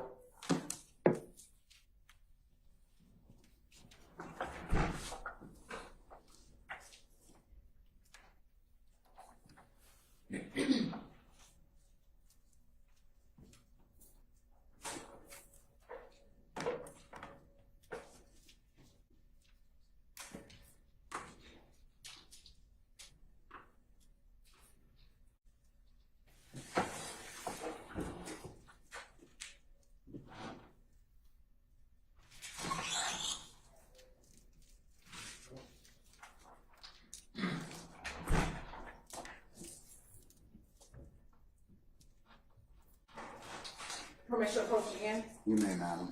I'm now going to show you what's been marked as 347 Yankee.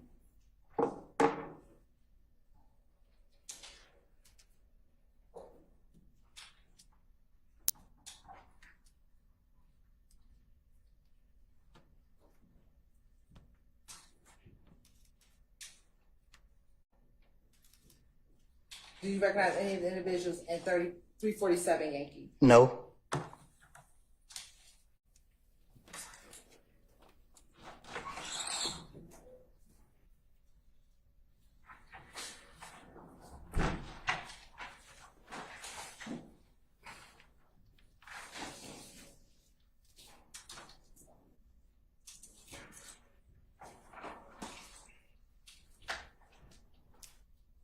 Mr. Copeland, earlier we talked about FaceTime. Have you ever called Young Thug using FaceTime? No. Is that your testimony here today? I don't remember calling him on FaceTime. Okay. Do you recall in June of 2015 having an interview with the Atlanta Police Department? Yes. Okay. You said when? June of 2015. Yes. Okay. And in that interview, do you recall it being you, Investigator Dennis, and Investigator Gaither with the Atlanta Police Department? I remember being interviewed. I don't know who I was there.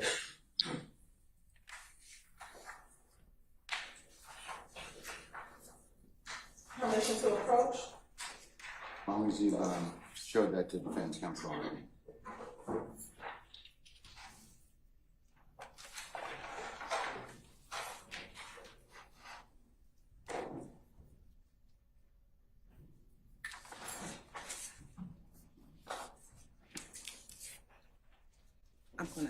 I'm gonna play portions of the video.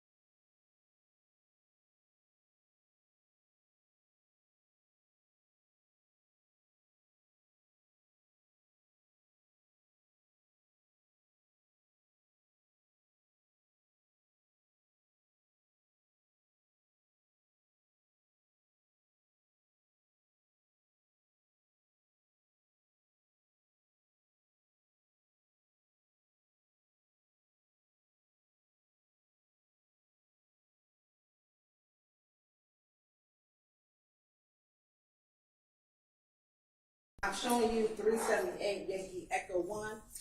Is this you in this picture? Can I see the picture? You sure do.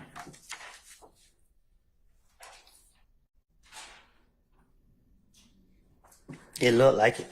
Okay. And do you know who investigated didn't see it? I can't see nobody else in that photo. Okay. Is this date on this June 10th, 2015?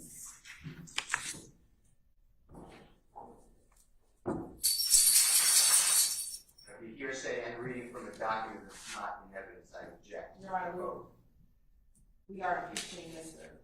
Copeland. It's not in evidence, you can't. What's the document number? Have you identified for the purpose of the record? Yes. Which one is it? 378 Yankee Echo 1. Hold on.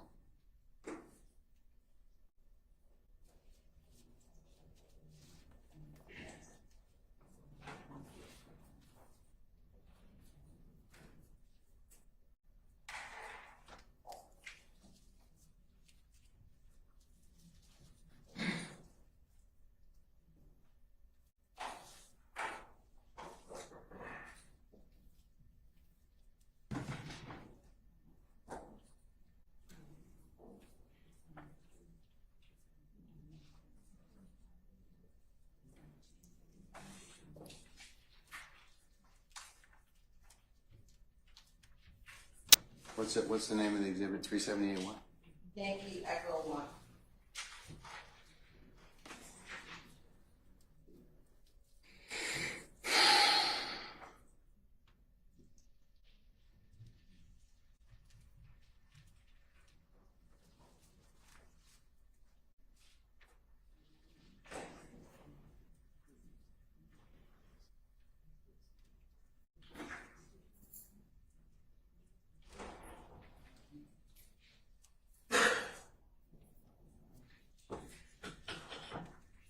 Okay, I'll sustain an objection as to unrelated. It's a foundation, so lay some foundation, and we'll see where we go from there.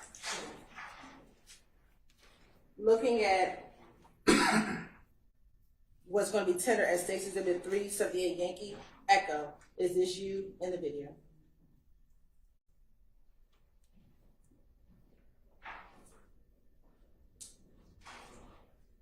No.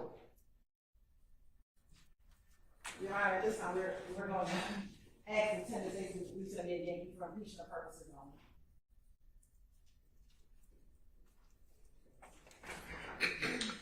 Any objection to states 378 Yankee Echo 1?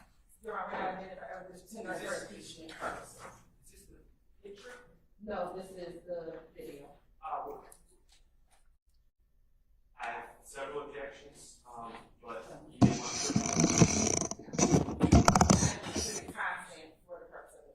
Can I see it?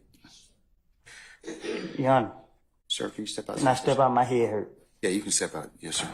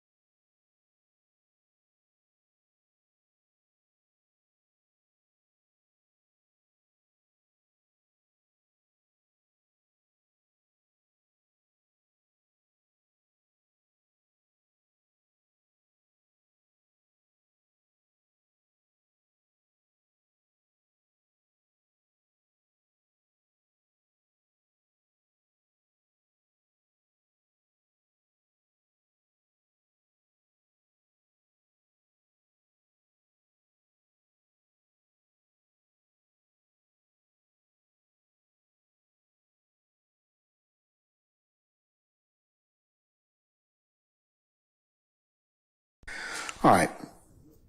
Can we bring Mr. Copeland back in, please?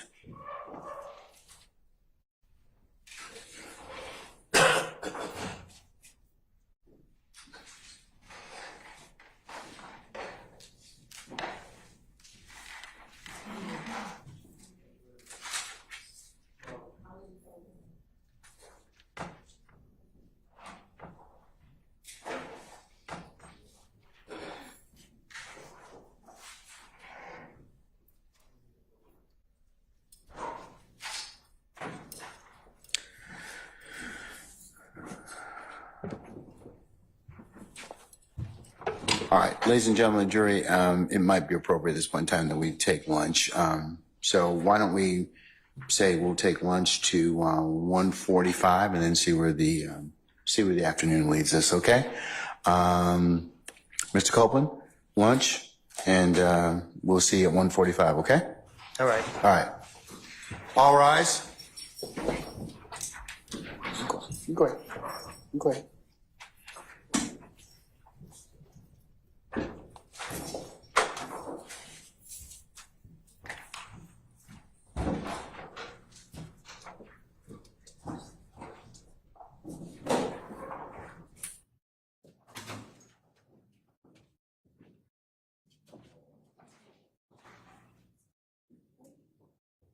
All right, ladies and gentlemen, our jury has left us. We'll be in recess until 1:45. See you then.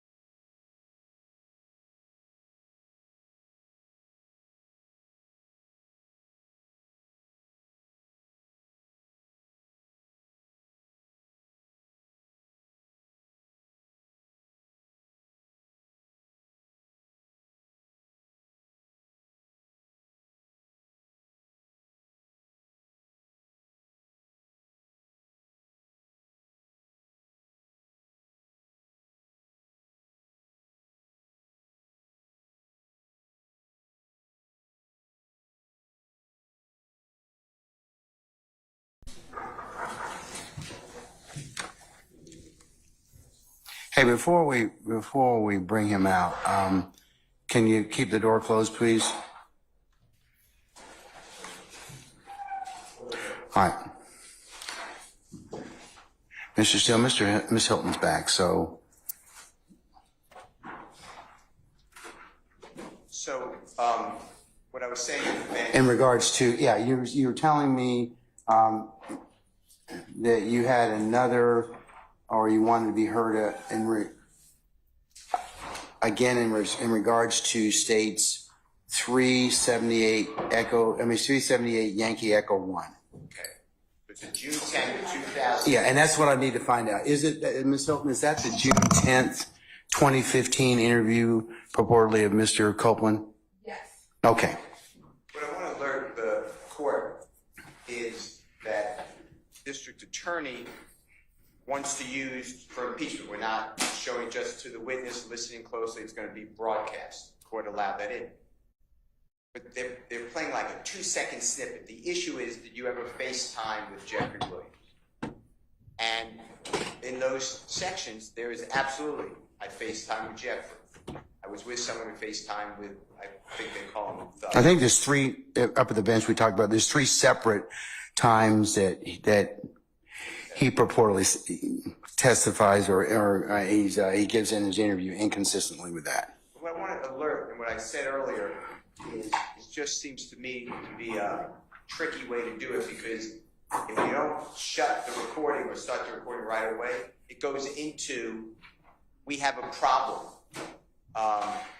I'm not forgetting about this. And these are things that should not go to impeachment for did you call this person. So I don't know why they're doing it like that. But I'm just warning you, because you always told me that the informed judge... Forewarned judge is a happier judge, yes. I'm telling you, because otherwise I'm just going to approach and say, you know, I don't know why that was played. You'll say, I agree, that's not impeachment, but there's nothing to do about it. Okay. I understand your concern. Ms. Hilton, are you and Ms. Knight or your audio team sure that you can cut it off? Yes, Your Honor, I believe that there are breaks in which we can. Have you tested it already? I have previously. Now, for things I have. Are you going to do that, or is that going to be handled by?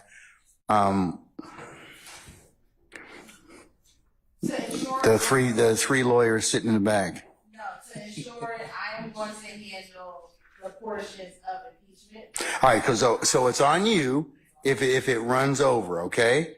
And Mr. Steele's made it very clear that there may be a challenge if that's the case, okay? So I would encourage you to just act accordingly, okay? Yes. All right, was that your concern, sir? Is that it for now?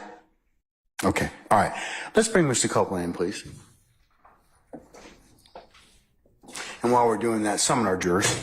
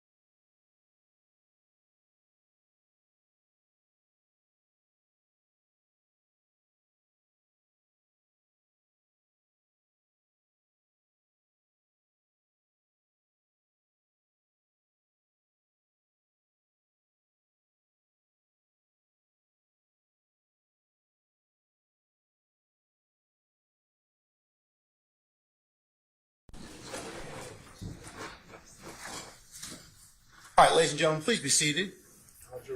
All right, thank you, Sergeant Ingram.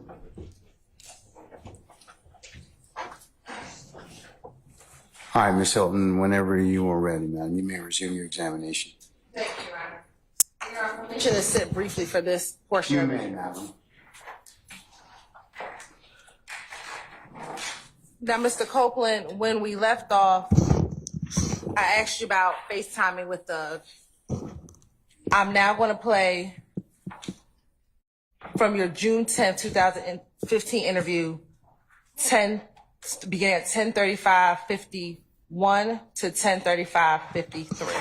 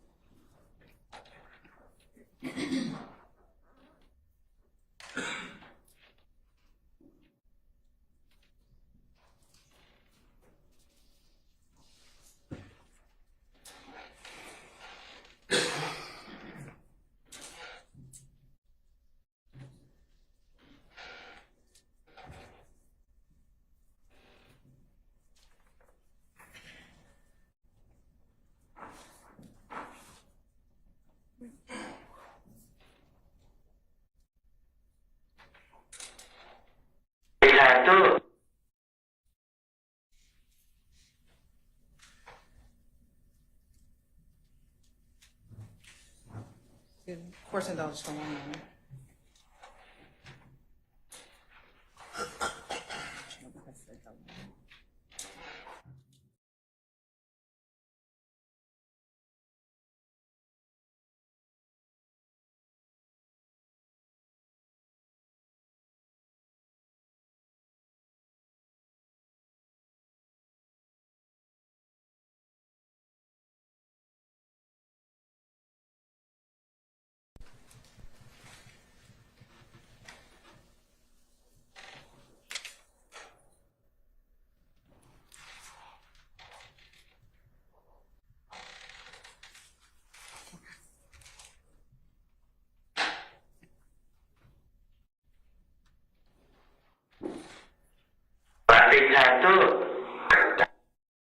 Do you hear yourself when you said you FaceTime Thug? Say it again. Did you hear when you said you FaceTime Thug? I heard I say something. I can't recall what I said. I have a hearing problem.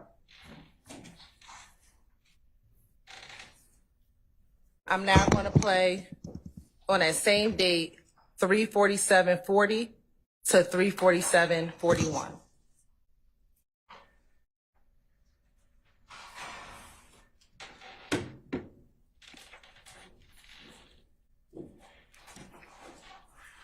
And where I supposed to listen to it? Yes, sir.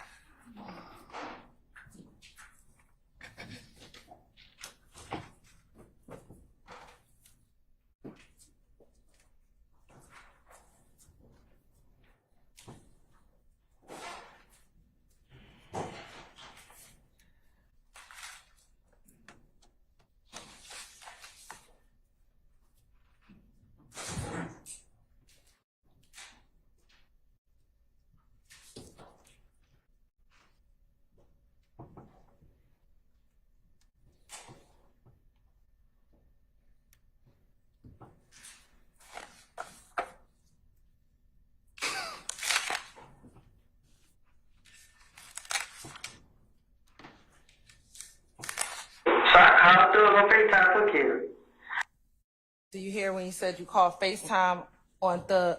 You called Thug on FaceTime for Kel. Your ear better than mine. All right. And the next, we're gonna play June 10th, 2015, 3:48:05 to 3:48:06.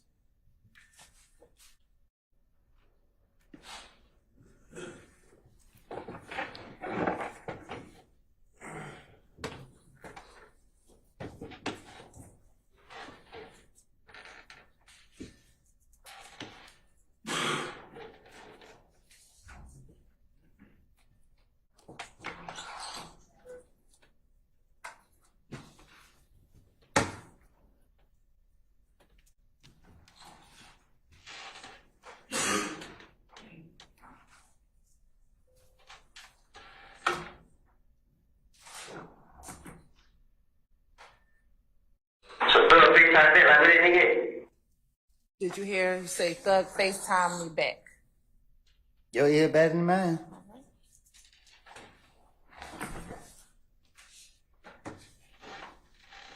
So again, have you used FaceTime to speak with Thug? I don't recall. All right. Now, when using FaceTime, have you previously told investigators why you understand people to use FaceTime?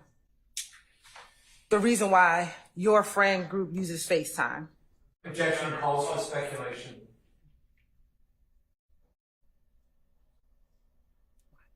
I'm gonna overrule the objection. Or put it this way, subject to more foundation. Why do you use FaceTime? I don't use FaceTime. Have you ever used FaceTime? Objection asked and answered. Overrule, sir. Have you ever used FaceTime? People have FaceTime me. And when people have FaceTime you, is there a preferred reason why you have used FaceTime? I be thinking people be trying to see where I'm at.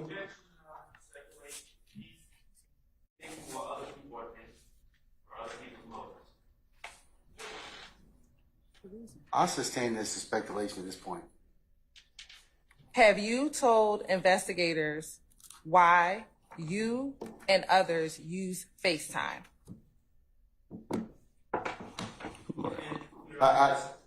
What's your objection? You have an objection? It's a compound question, it's half of it calls for speculation. I'm gonna overrule the objection. You need me to repeat the question? Yeah. Sure. Have you told investigators why you and your friends use FaceTime? I don't recall it. Do you recall meeting with Investigator Viborito and Investigator Flores in October of 2021? I think so. Okay.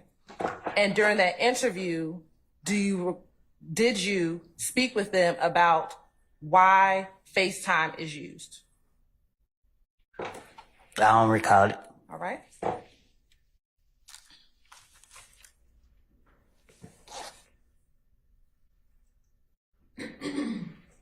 In that interview,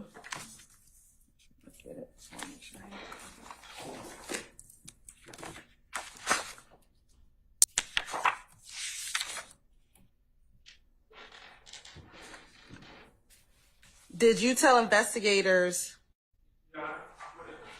Basis. She's got to be the witness, and it's also an improper question if you can approach. You can approach, sure.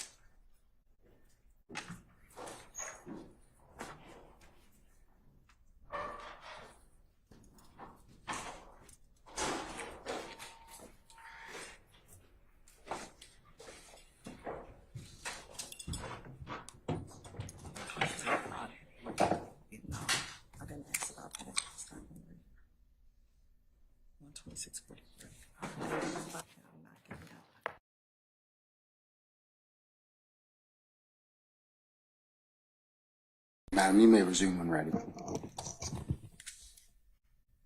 I'm going to show you and play for you. Excuse me, over. In October 2021, do you recall meeting with Investigator Viverito and Investigator Flores at Atlanta Police Department at headquarters? I guess. You said, did I meet with them? Or did they drag me up there? Either one, either way. Nah, I most definitely meet with them up there. Okay. Were you in a room present with them and they questioned you?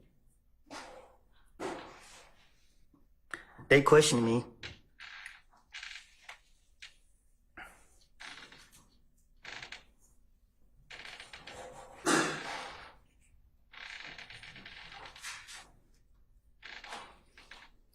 Court's indulgent for a moment. Yes, ma'am.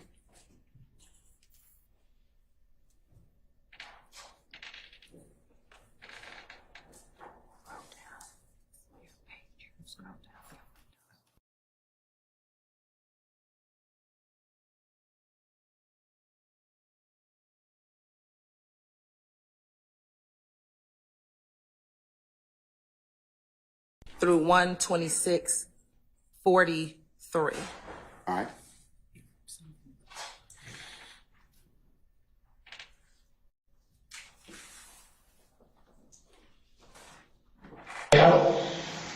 And FaceTime them right in your face and let you hear these niggas talk. Because they think that FaceTime can't be monitored, which is stupid. Every last one of these niggas talk on FaceTime. And I'm going to conclude that at 125:45.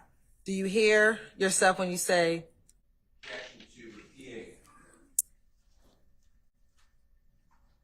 excuse me, I'll sustain the objection.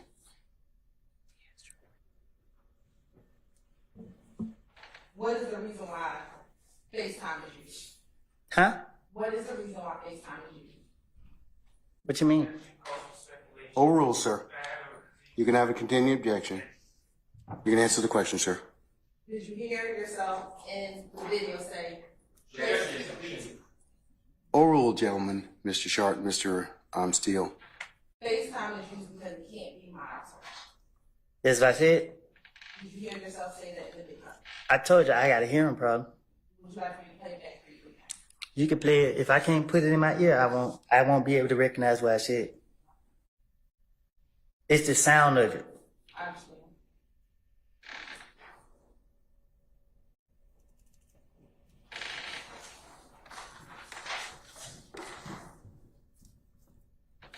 Have you ever heard of 30? You said, have I ever heard of 30 deep? Yes. Yeah. And what's 30? What you mean? How have you heard of that term, 30? How have I heard of the term 30 deep? Yes.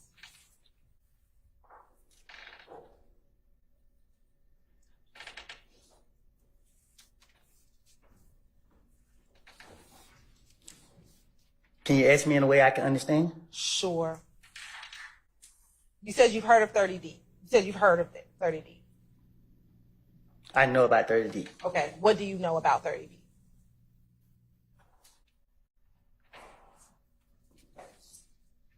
What you mean? What do I know about it? Tell the jurors. You said you know about 30D. What do you know about 30D? You hearsay the whole number of problems with that question. I object. I'm overruled the objection.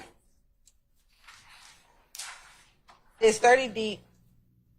Objection to leading. I sustain the objection. I haven't asked the question.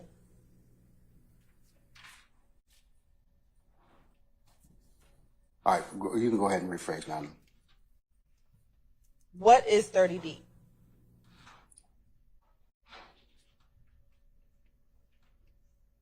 My neighborhood.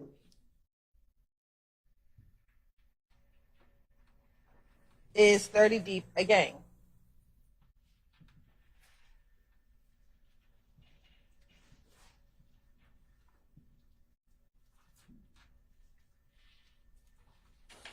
Huh? Is 30 Deep a gang? Is it a game? Yes, sir.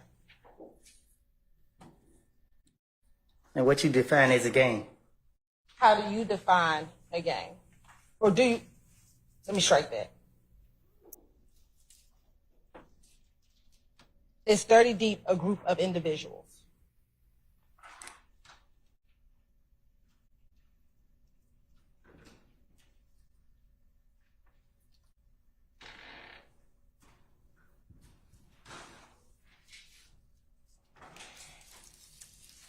Meaning?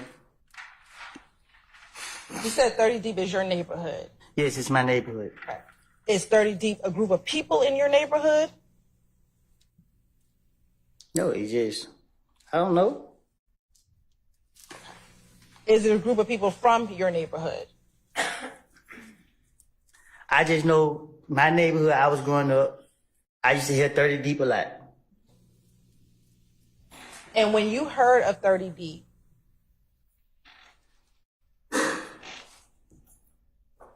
what did you understand it to, what was your understanding of it? It was cool. And when you say it was cool, what do you mean? Like, you know, I thought it was cool. I just see and heard people say 30 Deep. And when you saw and heard people say 30 Deep, were they talking about people together? Overrule, sir. Speculation. I'll stand that. When you heard people talk about 30 Deep, what was your understanding of what they were talking about? I heard the rapper say, and his song 30 Deep. I don't know. Like, I heard Gucci Man rap about it. I heard like Jeezy rap about it. I don't know. Have you ever been a member or an associate of 30 Deep? I don't know what associate mean. Have you ever been around a group of people who identify themselves as 30 Deep?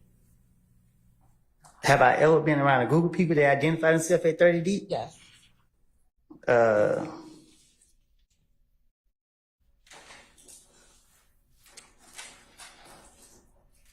I know someone who I guess they say was 30 Deep. Did you ever consider yourself 30 Deep? No. Okay. What about, did you ever consider yourself part of DRC? No, I consider myself 372. And what, is that why your Instagram was Woody 372? My Instagram, Woody versus Woody. Back in 2014, did you have the Woody 372 Instagram? I told you I don't recall the Instagram.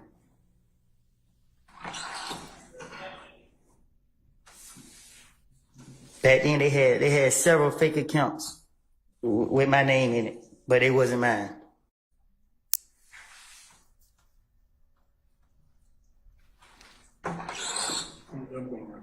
You said you consider yourself 372.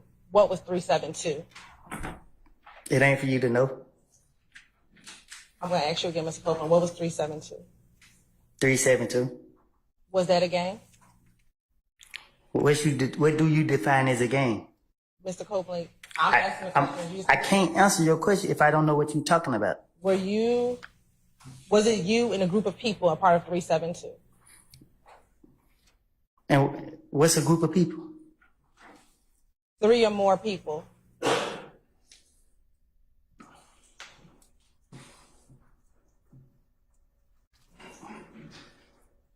But yeah, but it wasn't no. We didn't hang on it. Like, we wasn't. I guess. Do you remember in February of 2015 talking about 30 Deep in an interview with Investigator Gaither and Investigator Dennis?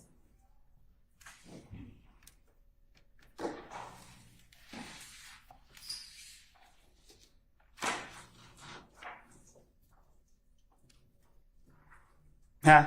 Do you recall meeting with Investigator Dennis and Investigator? Do you remember meeting with Investigator Curry, in February of 2015 at Atlanta Police Department with your then girlfriend. Was I handcuffed? You were not.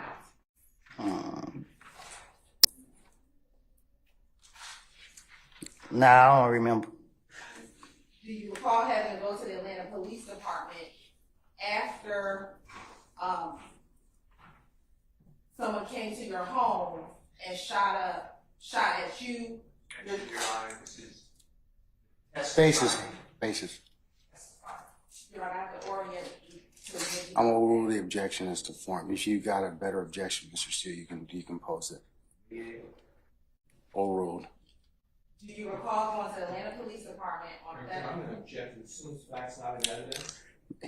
She's got to orient the witnesses to time and place, so I'm gonna overrule the objection, okay? Do you recall having to go to the Atlanta Police Department in February of 2015 after you were the victim of an egg assault in which people tried to shoot at you?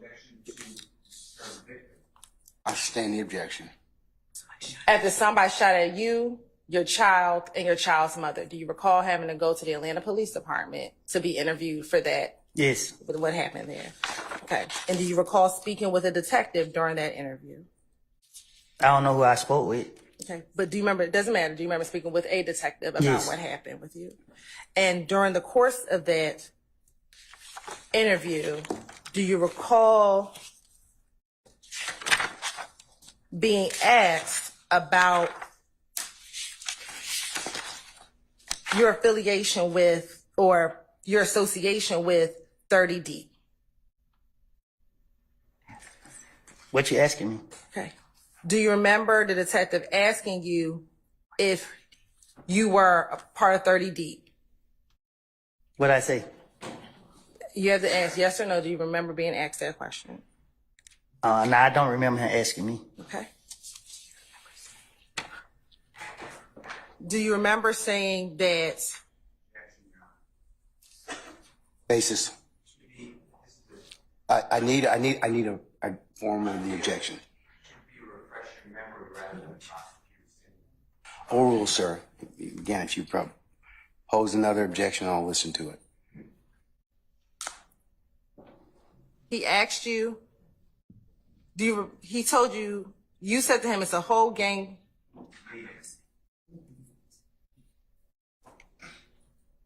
I sustain the objection. Let me ask you this. Let me just play it. Your Honor, the state will be playing the February 20th, 2015 interview, 156-28 through 156-44. Overruled, sir. You said hearsay, I've overruled it. All right, thank you.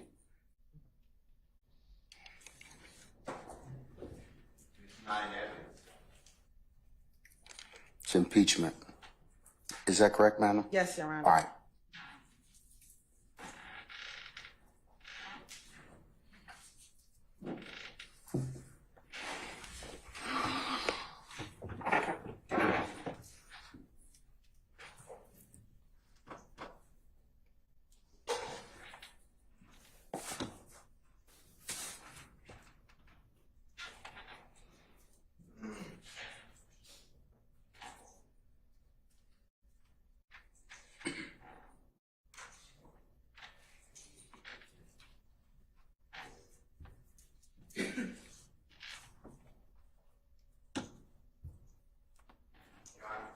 Sure. There's no exhibit number, nothing for the record. I'm going to mark Let it, me Your fix. Honor. Let me fix that.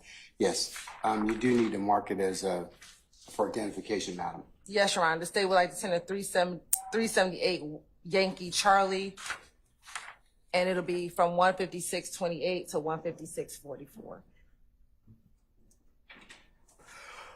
Said 378 Yankee Charlie. Yes, Your Honor. 378 Yankee Charlie. And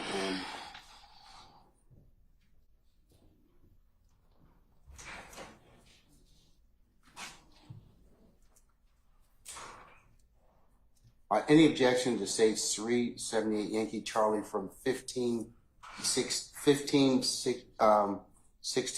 to 15644? Just one clarification. What is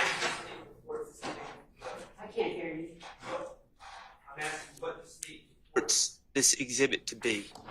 This is the February 20th, 2015 interview of Mr. Copeland. Okay, thank you. You're welcome. I'll object also to hearsay. I heard the state say this was the investigator said. You're right, I have to give context to the entire statement. All rule the objection. It's admitted, and maybe that particular section is admitted from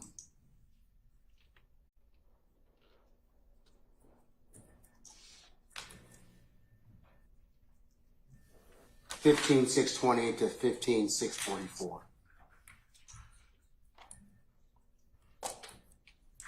Huh? My cousin I was. What you was associated with. And then everything else that done rolled about with it is starting to come back to harm. And Your Honor, I'm going to go back because I think it's maybe 156.27.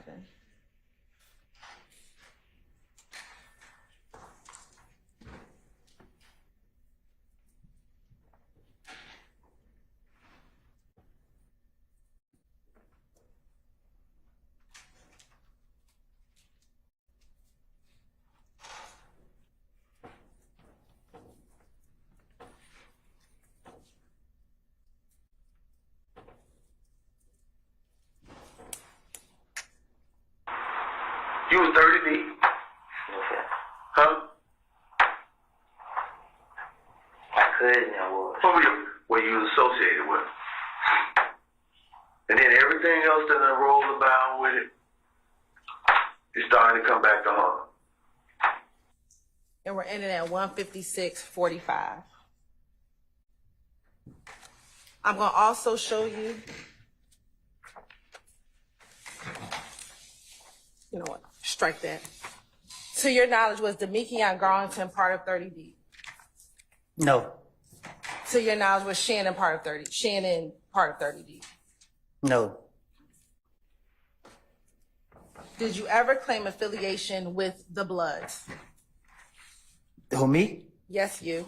Yeah, Okay. What blood set? Bloods, period. When you say Bloods, period, what do you mean? Blood. I call myself a blood. Did you ever leave or stop calling yourself a Blood? You said, did I start calling myself a blood? Yes. Yeah, When was that? 2015. Okay. And I think 2015. And do you have tattoos that would be considered representative of being a member of the Bloods? No, Do you have a 5-point star tattoo? it don't have nothing to do with bloods, though. Okay. Do you have a 5-point star tattoo? Yeah. How many of them do you have? A lot, When you say a lot, about how, can you put that in numbers? more than 5. And with your 5-point stars, are they colored? Do they have a color? Yeah. What color is that? What you mean? What color are they? Yeah, what color are your 5-point stars? Some on just plain, some red, some green. Do you know how many red ones you have? No, Okay. Do you know how many green ones you have? no, Do you know how many that are not colored at all? no. Was Demekion part of the Bloods? You gotta ask him that. Okay, I'm asking you, Not to my knowledge. right? Do you Well, I don't know. I can't say not to my knowledge. I don't know where he was. do you recall in January of 2015 being interviewed at the Atlanta Police Department? And this was after you had been shot at on the highway? What about it? Do you recall being interviewed at the Atlanta Police Department? No, I don't remember.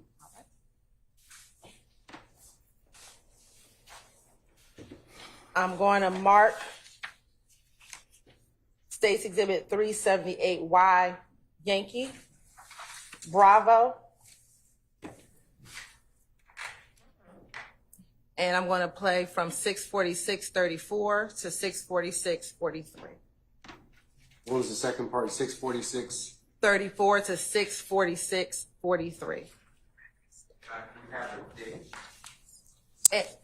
And the 378 Yankee Bravo is the January 28th, 2015 interview of Mr. Kenneth Copeland.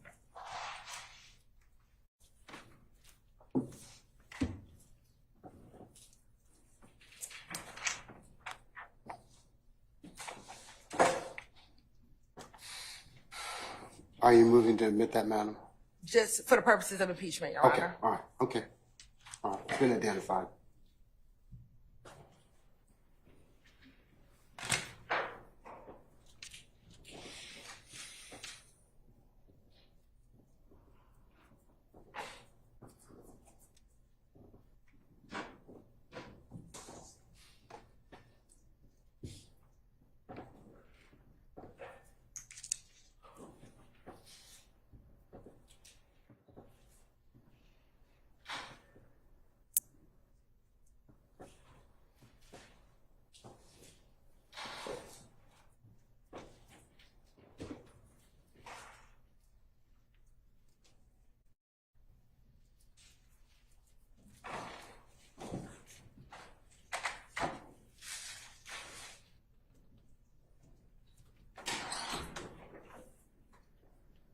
Mr. Copeland, is that you in this video on the screen?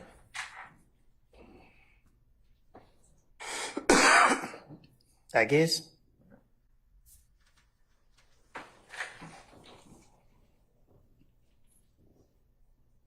D told them y'all ain't help me. He said, "Cuz you ain't hang with them, you hang with them. They supposed to help you." D told Kel them? Yeah. Cause D and Kel them supposed to be the same group. Right. So D tell them that, so they like, but me and Kel are at top. I'm like, bro. What group is D and Kel a part of? I don't know.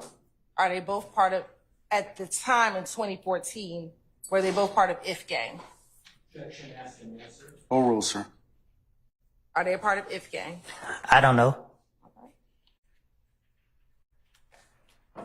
Do you know if Shannon was ever a member of the Bloods? Not to my knowledge. Can you please put up State's Exhibit 351, Yankee?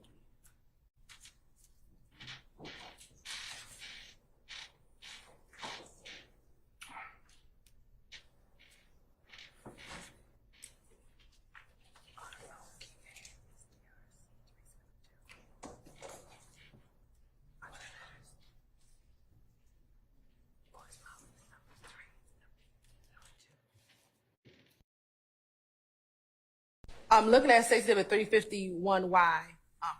Are you wearing red? Yeah. Okay. Is Shannon wearing red? Yeah. And that's DB in the middle? Does DB have on a red hat? Yeah. Okay. The way that DB has his hands with his thumbs together and his middle and pointer finger up, what if anything does that mean? It ain't me. You ain't gonna never see me doing it. I don't know.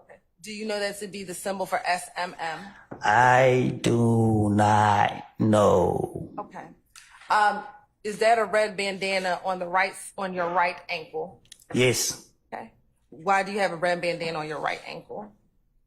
Because I wanted to wear it on my right ankle. Okay. Does it have anything to do with the Bloods wearing red on the right side of their body? Oh, I don't know. Okay. Does Shannon have a red object inside of the right side of his pants? Ask him. I'm asking you by looking at the picture. Does he have something red inside? Oh, okay, yeah. All right. Now your hands. What is your hand symbolizing? Zone 3. Okay. Is that not a C and K for Crip Killer? You must know, who hand? You see my hand? Your hand. Can you zoom in so she can see the picture? There you go. Okay, so is that not a C and a K for Crip Killer? It's me throwing up zone 3. You see the 3? All right. Any reason why you have the red bandana on your right ankle, not your left ankle? Overruled objection. I'm pretty sure you go get pictures with me having it all over my body, left, right, head, neck, belt. Now, have you ever claimed to be a part of ABG, Me? Atlanta Blood Gang? Me? Yes, you. Never. Okay. Do you recall being interviewed by the Atlanta Police Department on January 11th, 2015 with an investigator, Thorpe? Yes. Okay. Your Honor, this time the state's going to tender State's Exhibit 378, Yankee Alpha, for impeachment purposes, playing 3:29:46 to 3:30:13.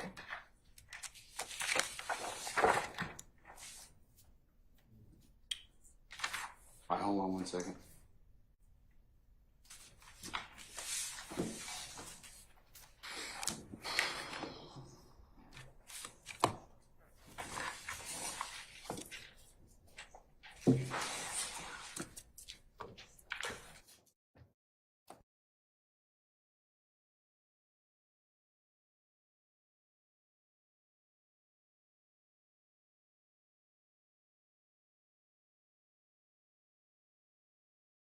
Yankee Alpha 3:29:46 to 3:30. I should say 30:13. To the extent that it doesn't comport with a prior inconsistent statement, yes. I'll note your objection. I'll note your objection, Mr. Sharp. Overruled, sir. All right, it's admitted.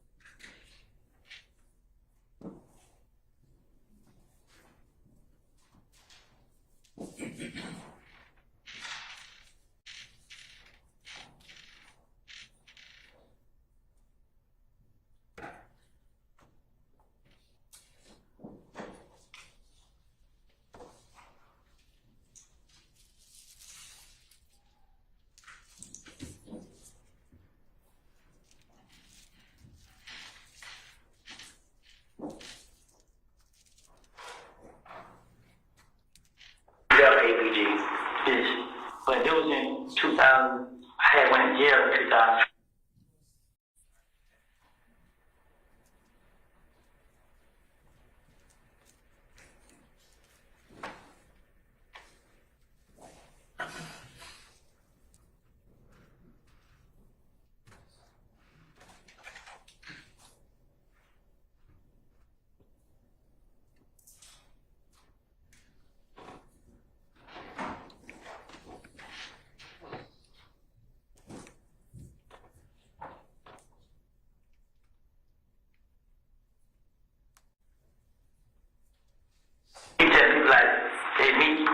So you got APG. Yes. But it was in 2000, I had went to jail in 2000. I think it's 2015 now. I went to jail in 2013, 12. I went to jail in 2012. I did a year.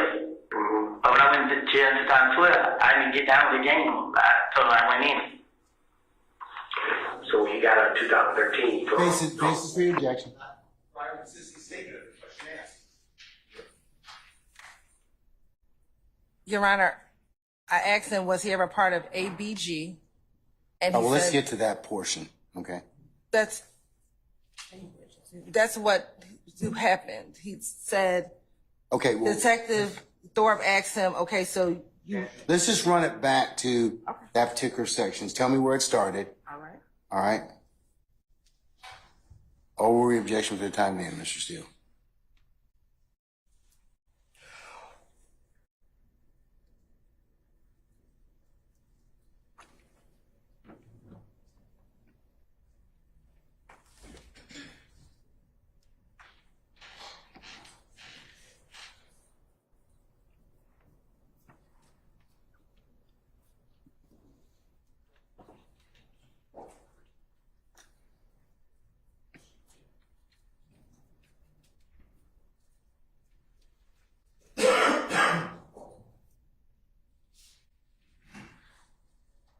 Okay, so you left ABG. Yes. But it was in 2000. I had went to jail in 2000. Do you hear when he actually did? You left ABG and you said yes. He asked me what? Did you leave ABG? I don't think that was said. Objection. I'll play it again one more time for you. I can't hear it no matter how many times you play it. Can I see you on counsel for a second, bench, please?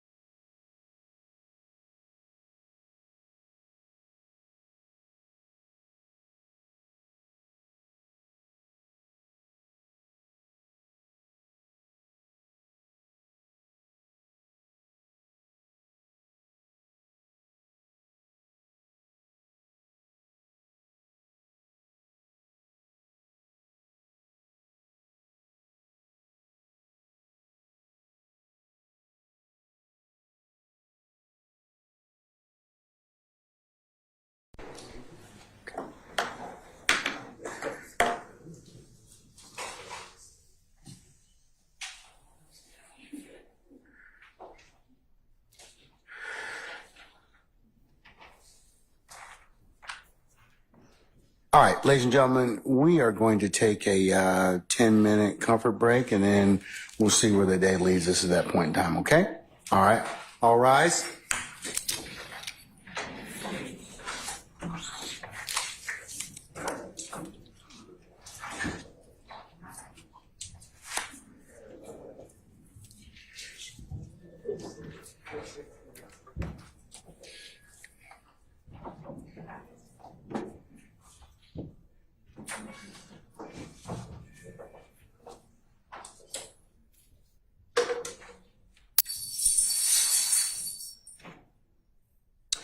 All right, our jury has left us. Let Mr. Copeland know that he's in recess for 10 minutes, please. All right. See you back in 10 minutes.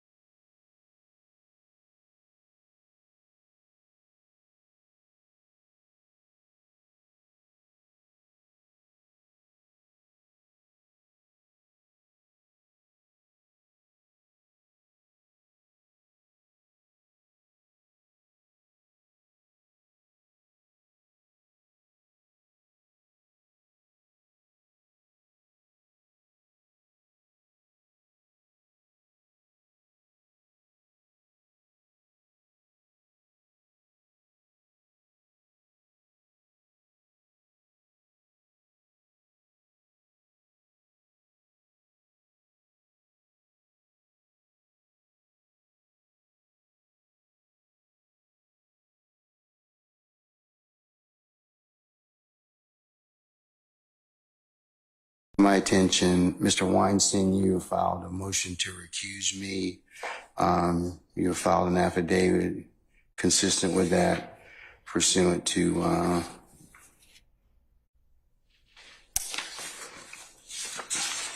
Uniform Superior Court Rule, I believe 25.2. The court's had an opportunity to read your motion. I've also had an opportunity to take a look at, because this issue comes up a fair bit.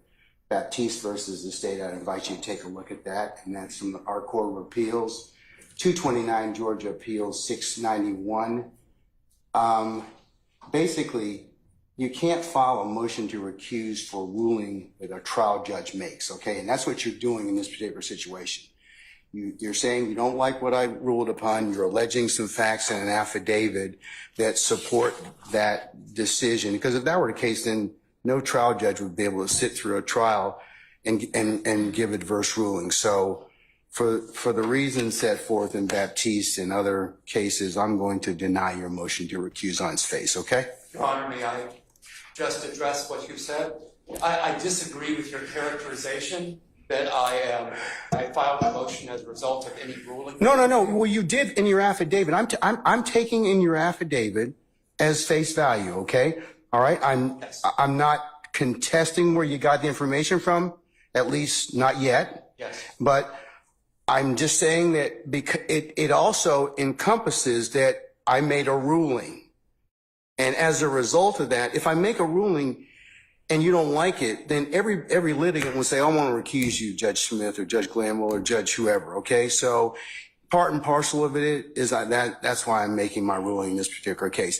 Remember, bias. I've got to do something extrajudicial, and you're in your particular, like I would have to say something about you or your clients or anything like that, which I would never do because I'm a steward of this particular process. So I understand what your objection is, or what your statement is in terms of your motion to recuse, and I'm going to deny it. And I believe, Your Honor, that under Rule 25.3, that you have to cease acting right now. No, I don't. And that you can, if I can just finish, and then I promise, if I can just finish this. I believe you have to cease acting. I believe that under 25.3, you have to look at the timeliness of the motion, and you have to look at the sufficiency of the affidavit. I do not believe that you are permitted to just simply deny without taking those steps. Is that it? Yes, it is, Your Honor. Okay. All right. So noted. Are you denying at this point? I'm still denying your motion, okay? Would you grant a certificate of immediate review? No, sir. Because no, sir. If you grant that certificate, you're always talking about how the appellate court. No, because if I grant the certificate, it stops the case, okay? I don't agree with and I'm not going to do that. I don't believe it stops the case. I'm not going to do that. And if you can appeal it at the end of the case. If I'm wrong, I'm wrong. Hey, I'll live by it. But aren't you interested in removing the cloud that's hanging over the case right now, Your Honor? If you grant Sir, I'd be real careful about what you're pleading at this point in time, what you're stating to the court. As a matter of professional responsibility, remember, we haven't nugged out all of the issues involved in that affidavit. And I would be very careful if I were you, because you have some professional responsibility obligations individually and to this court. And so, I would just leave it at that respectfully. I don't want to get into an argument with you about that, but I would just tell you that, tread lightly, okay, in terms of that at this point. I understand, Your Honor, and I believe that the certificate of immediate review would be in the interest of the court. I'm not going to do that. Would you make factual findings regarding? I am not at this point in time going to, I've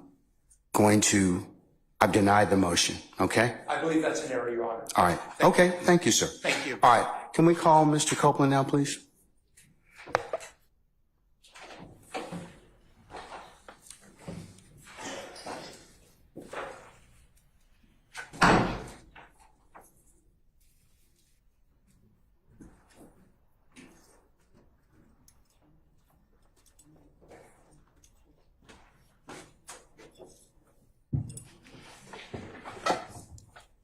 All right, summon our jurors, please.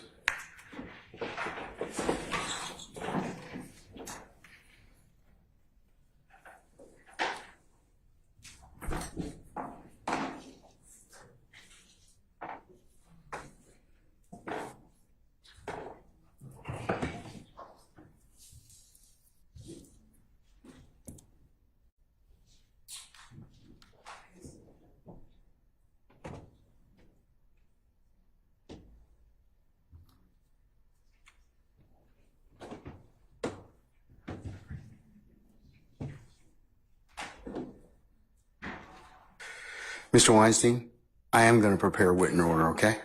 Okay, thank All you. right, okay, all right.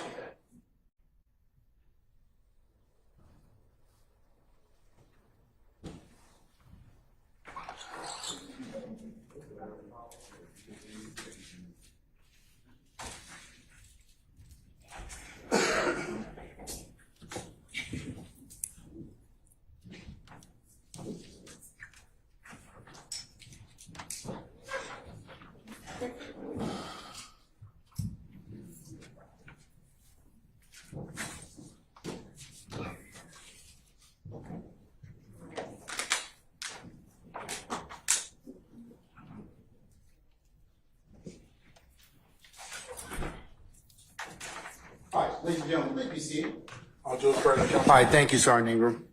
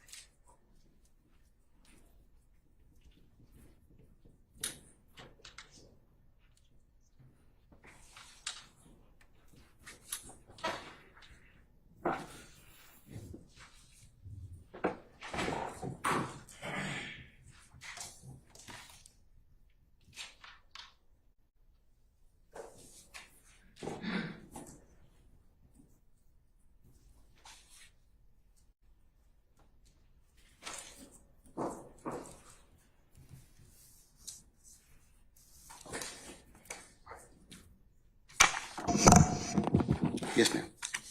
You may continue.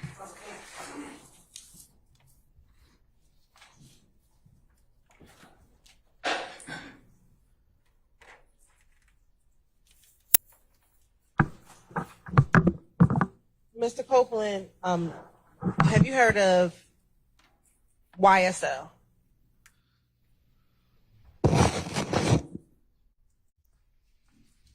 Yeah. Okay. And how have you heard of YSL? The same way everybody else heard of it. And what is that to you? What you mean? How have you heard of it? How have you heard of it? Mr. Copeland, if you could please answer the question. I just did. I said I heard of it the same way everybody else had heard of it, as a music group. All right.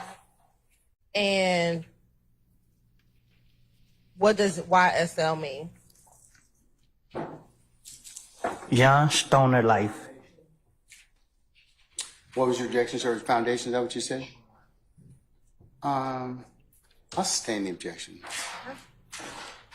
When was the first time you heard of YSL?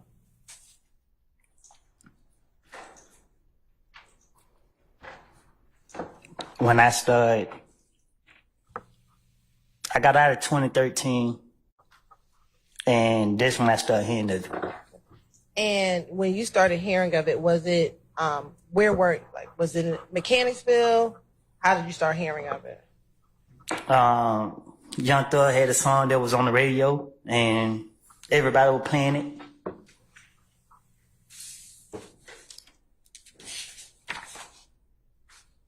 Did you hear of YSL through an individual by the name of Tick? Yes. Okay. Well, I didn't. I hear Slime through Tick, not YSL. All right. And when you heard of Slime through Tick, what was your understanding of what he was referencing?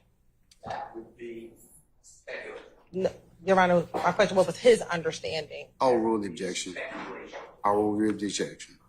What was your understanding of what Tick was referencing? What you mean? You said that you heard of Slime through Tick. That's what he called me one day. He be like, "Come here, Slime."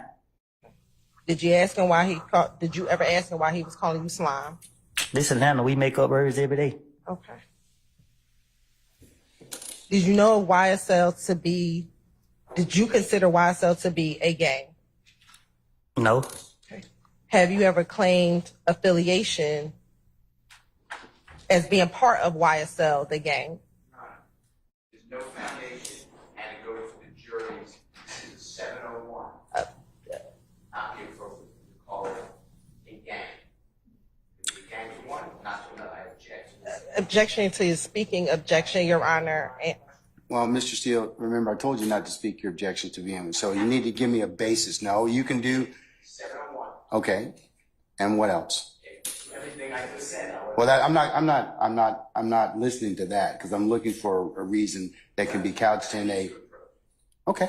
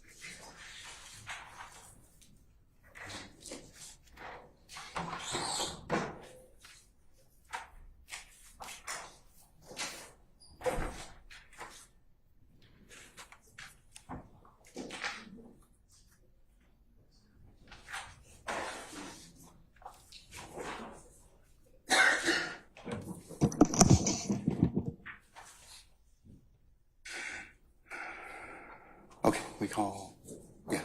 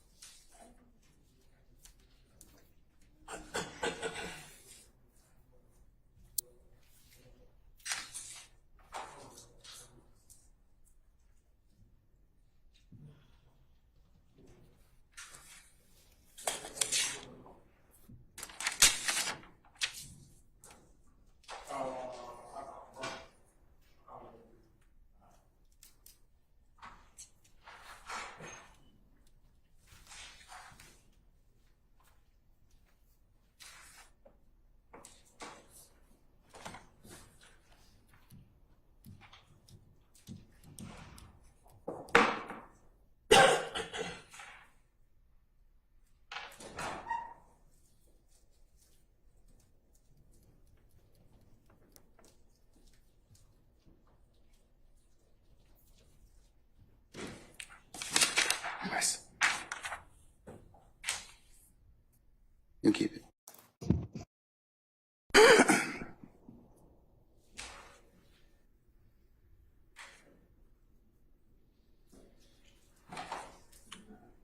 Simone, watch your back.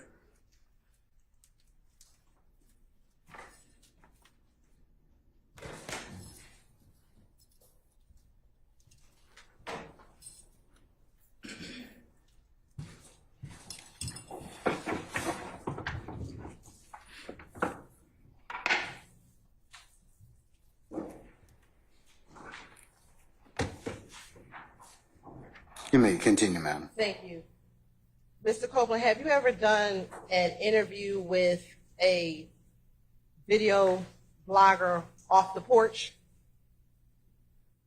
in 2020? Yeah. And during that interview, I don't know when. how many times have you done an interview with Off the Porch? I don't know. In the interview with Off the Porch, do you recall them asking you about YSL and the fact that you talk about YSL a lot in your songs? What was I supposed to say? And your response to them was gang? That what I said? Your Honor, the state would like to tender State Exhibit 379Y at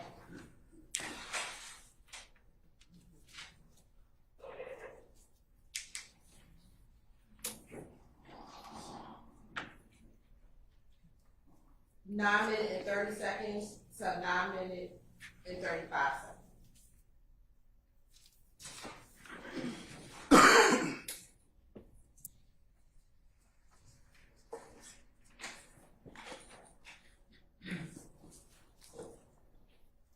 All right, any objection to states 379 Yankee from 9:30 to 9:35?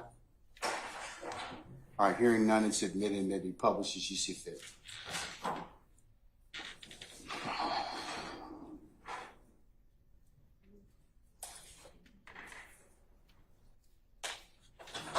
Okay, first of all, that's you, Mr. Copeland.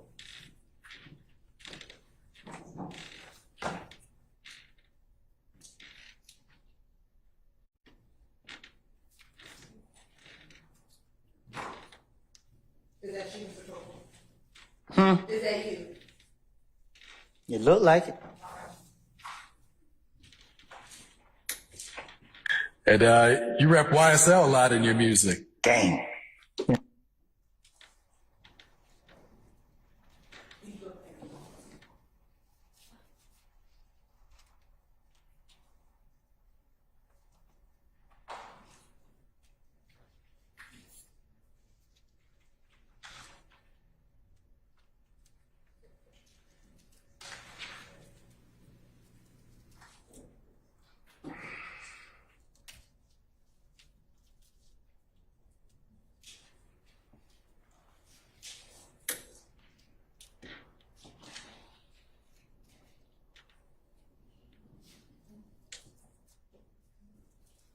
And you rep YSL a lot in your music. Gang. Yeah. Did you hear that? Do I need to bring it closer to you? I heard him say I rep YSL a lot. And did you hear what your response was? Did you hear what your response was? Yeah, gang. All right. When you responded, gang, what did you mean? I responded gang. You're saying you didn't say gang, you said game. Gang.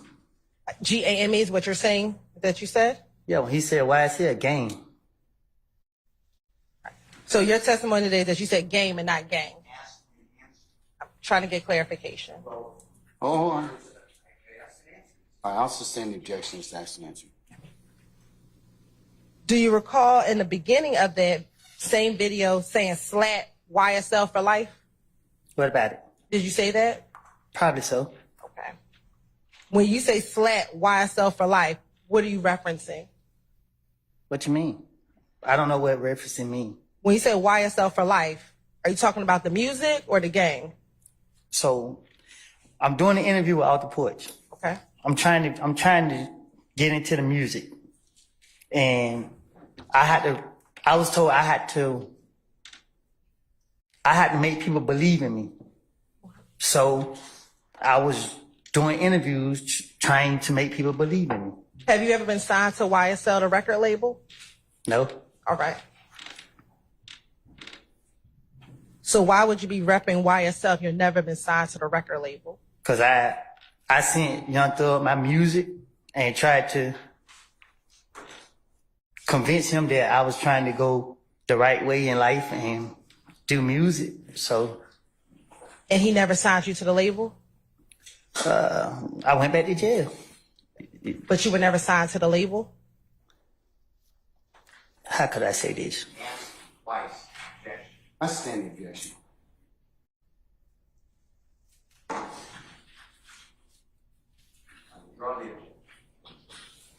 Oh, okay. All right, Mr. Steele, noted. When you said, as you're saying now, you said game, what did you mean by that? Game. So what did you mean when you said that? What you mean? Like, what did I mean? What does game mean? I'm trying to run a game. So because I'm trying to understand. I'm trying to run game. So when he said, I mentioned YSL a lot of my game, this is the direction I'm trying to go. I'm trying to get their attention to sign me. This my whole, however you say it. All right. You said their attention to sign you, but you were friends with Young Thug before this interview. Is that fair to say? Yeah, but what he told me was he not putting his money into me if I'm gonna be out here in the streets. Okay. So why are you still representing YSL if he wasn't going to put any money in you? I had to convince that I was serious about the music. So if he didn't sign me, if somebody had the right amount of money, then that's where I was gonna go.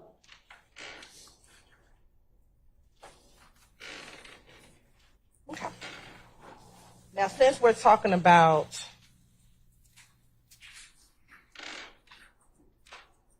let me ask you this. Prior to 2020, when that interview was taken, did you represent YSL back in 2015 and 2014?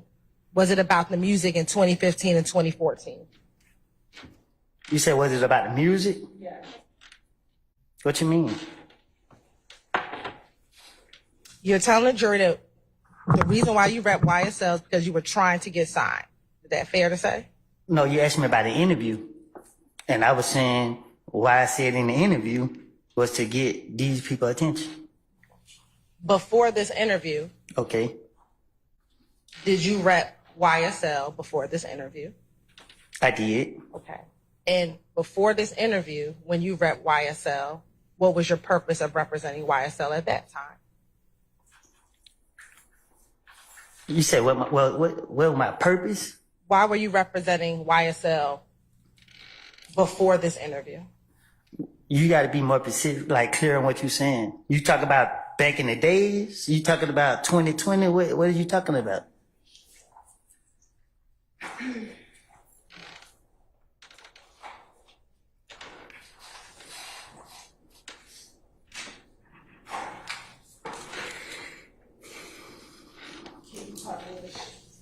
26W.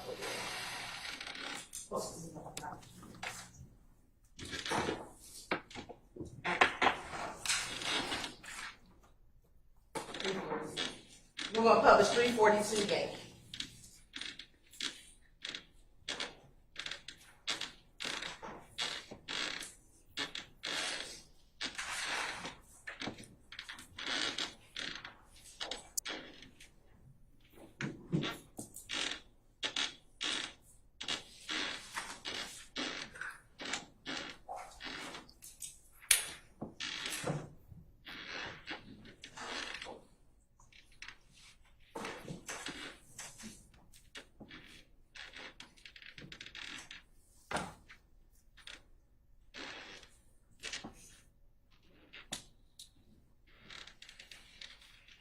So back in 2014, that you throwing up the YSL sign.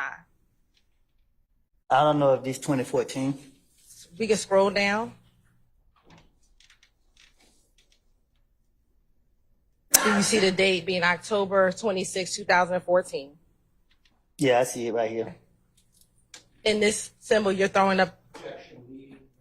I stand the objection. Why are you throwing up the YSL symbol? That's not. I'm on overrule the objection for leading. Why are you throwing up the YSL symbol? For clout. So in 2014, you were doing it for clout. Yeah, I was going around. Everybody said they see me with Doug and Birdman now.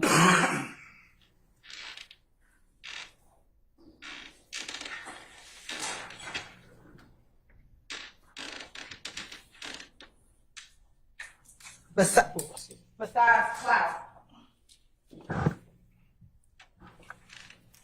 did you ever call yourself running with YSL and talking about gangs in a January 11th interview with Detective Thorpe? Say that again? Sure. In January of 2011, when you were interviewed by the Atlanta Police Department in January 11th of 2015? Yeah, I was. Okay. Well, I don't know the date, but. And were you interviewed in reference to the killing of Donovan Thomas? I was. Okay. And during that interview, were you asked questions about YSL and IF gang? In January? Yes. I don't recall. You don't recall? Okay.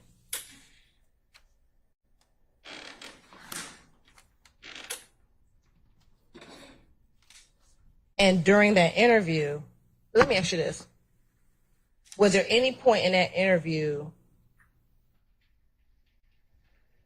that you and Detective Thorpe were talking about music?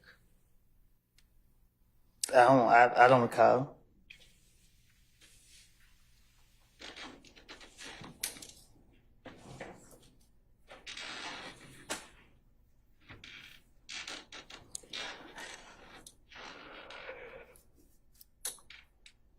Do you recall why you went to the police department on that morning to talk with Detective Thorpe? Yes. Why did you go to talk to Detective Thorpe? Because they called me because they said that my name was involved in a murder. Okay. And why did you choose to go meet with the detective on that day? Huh? Why did you decide to go down and speak with the detectives that day? I don't know. Were you involved in the murder that they were calling you about? No. Did you tell the detectives that? I don't know. Did I tell them what? That you were not involved in the murder? I think I told them I didn't do it. And during that first meeting that you had with the detectives, did you talk about the beef between YSL and IF gang during that interview? I don't know. I don't know. All I remember was about that interview was he questioned me about, he called me down there because he said that everybody said I did this crime. And during the course of that? I don't remember about nothing else that he discussed with me. Do you remember in a February 21st, 2015 interview, speaking with police about the beef between If Gang and YSL? No, I do not.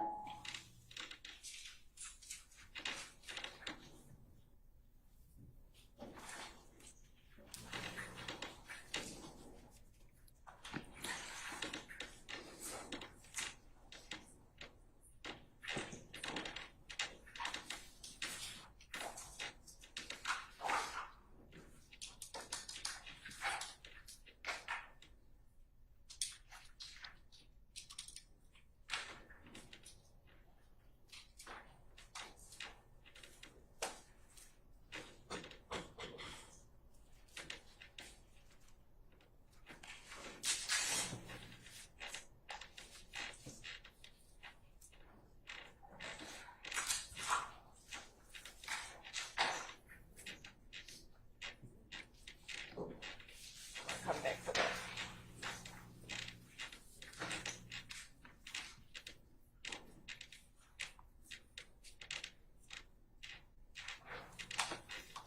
Let me ask you this, because we're going to come back to YSL and If Gang. Have you ever been to Club Crucial? Yeah, When was the last time you've been to Club Crucial? I don't know.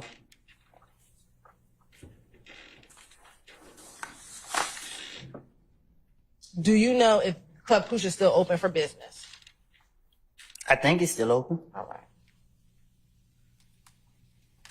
I want to go back to 2014, 2015. How often back in 2014 and 2015 would you go to Crucial? Every Monday. Why did you go every Monday? Because that was the night everybody be there. Was there a specific event that happened on Monday nights? Yeah, they fight. When you say they fight, who's there? The girls in the club. And when you say they fight in the club, are they people just getting in fist fights, or was it something that was structured, like a fight night? It was a boxing. And with the boxing night, would people bet on the boxing match that was happening? How I supposed to know? So do you I not didn't know? bet on it. All right. Would you only go to Crucial on Monday nights? I only went on Monday night. All right. When you went to Crucial, earlier you talked about a number of people you went to the club with. Would you go to the Crucial with those individuals we talked about earlier, or other people that we have not discussed over the last few days? I go to Crucial with whoever was crazy enough to go with me.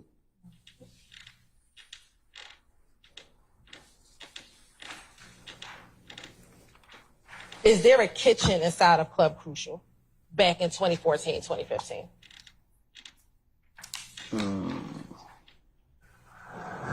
A kitchen? Yeah, was there a kitchen inside of the club? I guess. Now, when you went to the club every Monday, did you stay in the same area of the club, or would you kind of walk around the club? What would you do when you went to the club every Monday?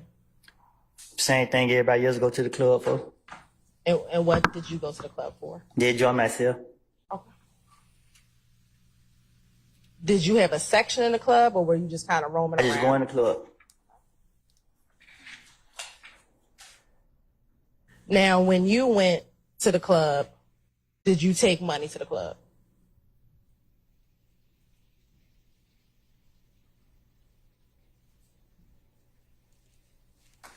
If I had it. Would you ever flash money in the club?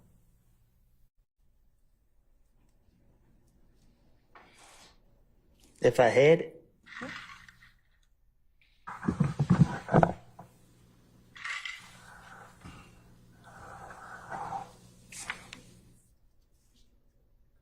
Permission to approach?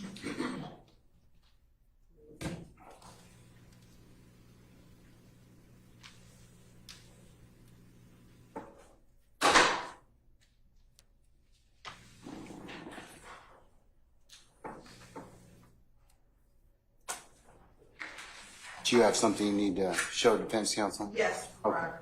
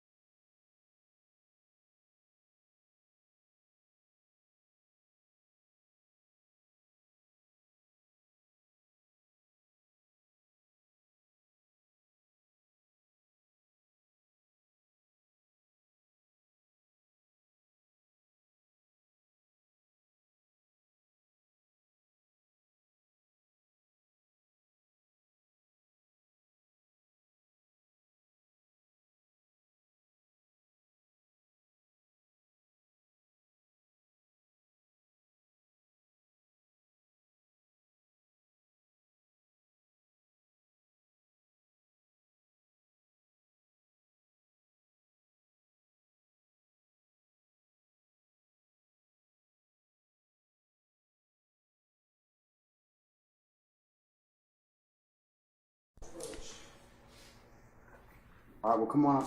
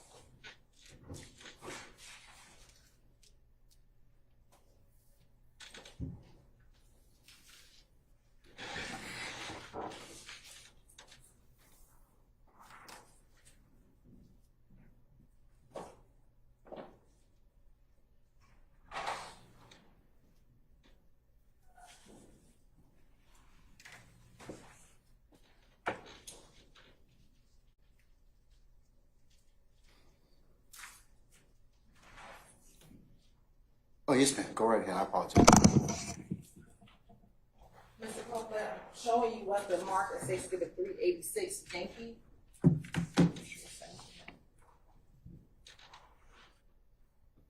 Tell me if you recognize anyone in the.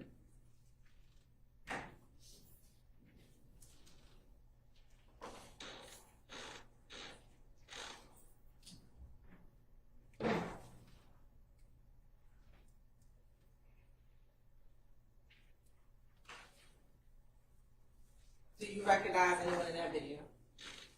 I can't tell. Can't tell. And when you say you can't tell, what do you mean? I can't see.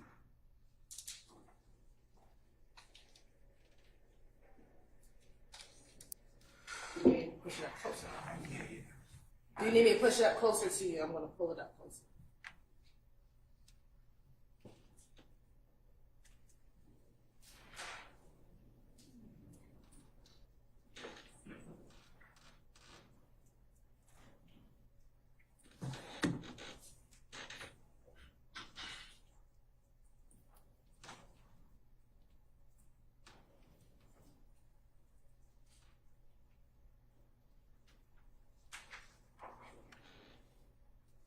Yeah, that's me.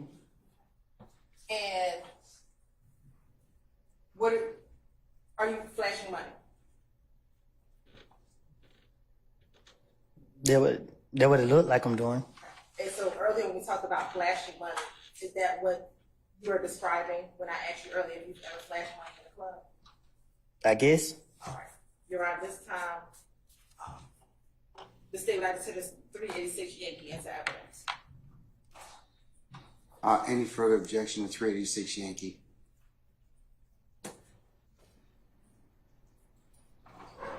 All right. Okay. Hearing none, 386 Yankees admitted and may be published as you see fit.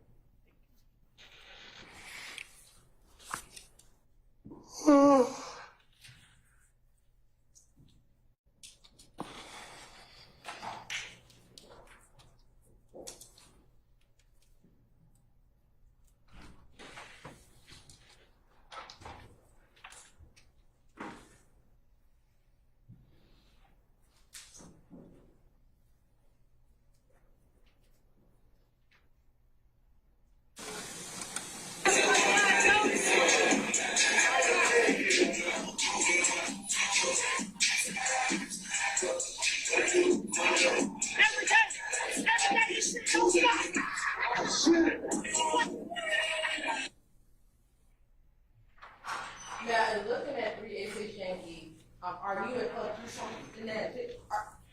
Can you tell if you're in Club Crucial in that video? I sustain the question as to form. Are you able to tell where you are in that video? No, I can't tell. Okay. But when you talk about flashing money, is that what you were referencing when I asked you that question? Yes. All right. I think this would be a good start. Okay. Ladies and gentlemen, we have come to a natural stopping point for today, and we're going to go ahead and recess for the evening. The time being almost 4:45. So let's go ahead and come back tomorrow morning. Let's plan on 9, I should say.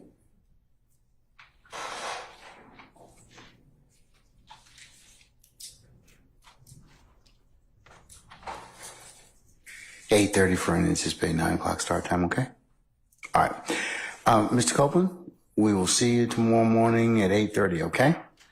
All right? All right. Okay, thank you, sir.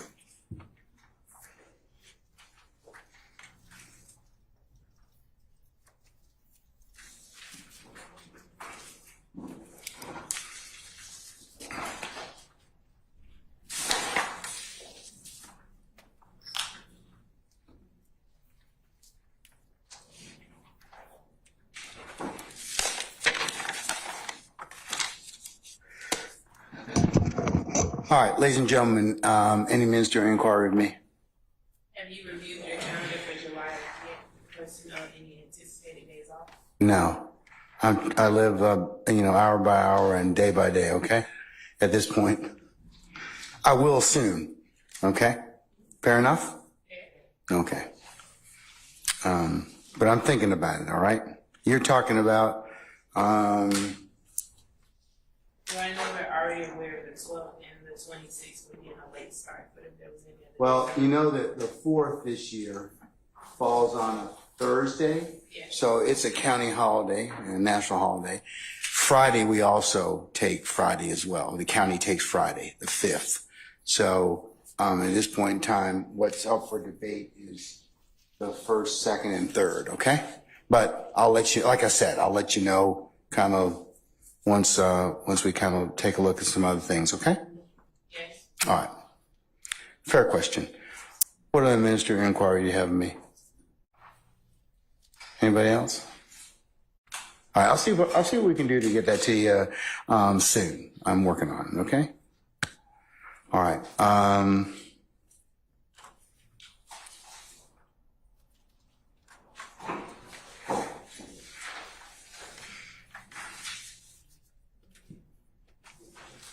Okay, let's go ahead and review your customary admonitions. Remember, leave your notepads in the basket as you go back in your headquarters and as you leave and go other places, to include coming here and going back home. Please do not discuss this case amongst yourselves.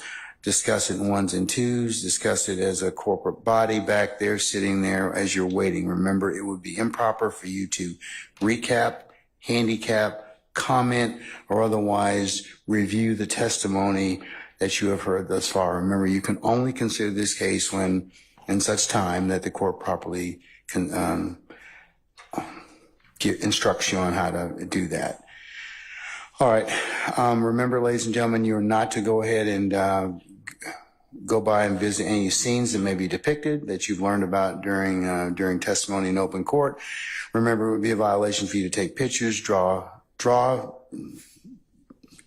artist renderings, drawings, or any other things that or share any extra knowledge you may know of any particular scenes or locations. Remember, you can only consider what's been lawfully presented to you in the four walls of this courtroom. Remember as well, ladies and gentlemen, it would be a violation for you to go to any third-party websites, phone a friend, otherwise have anybody else explain, or go to any other resource materials, to include websites to understand or otherwise aid or augment your understanding as to anything that may be presented within the courtroom. You can only consider what's presented within the four walls of this courtroom. And then remember, ladies and gentlemen, if anybody should try and contact you by any means necessary, any mode or method, that your first obligation would be to let myself and Sergeant Ingram know immediately. Okay? All right, and the last thing, it goes without saying, ladies and gentlemen, thank you for your patience that you have given and will otherwise continue to give to the consideration of this matter. And unless you have any other questions of me, any other ministerial inquiry, we'll recess you until tomorrow morning at 8:30 for an anticipated 9 o'clock start time. And at some point in time, ladies and gentlemen, over the next several days, I will give you an answer as to those days in July, to include maybe sometime into August, okay? All right. Ladies and gentlemen, we're in recess. I'll see you tomorrow morning, okay? All rise.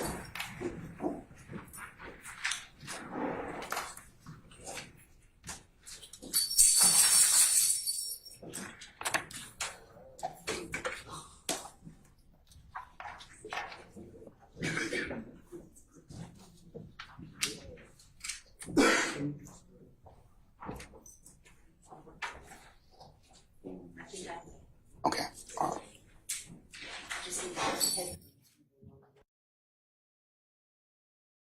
See, our jury has left us. All right. Any ministerial inquiry of me, counsels?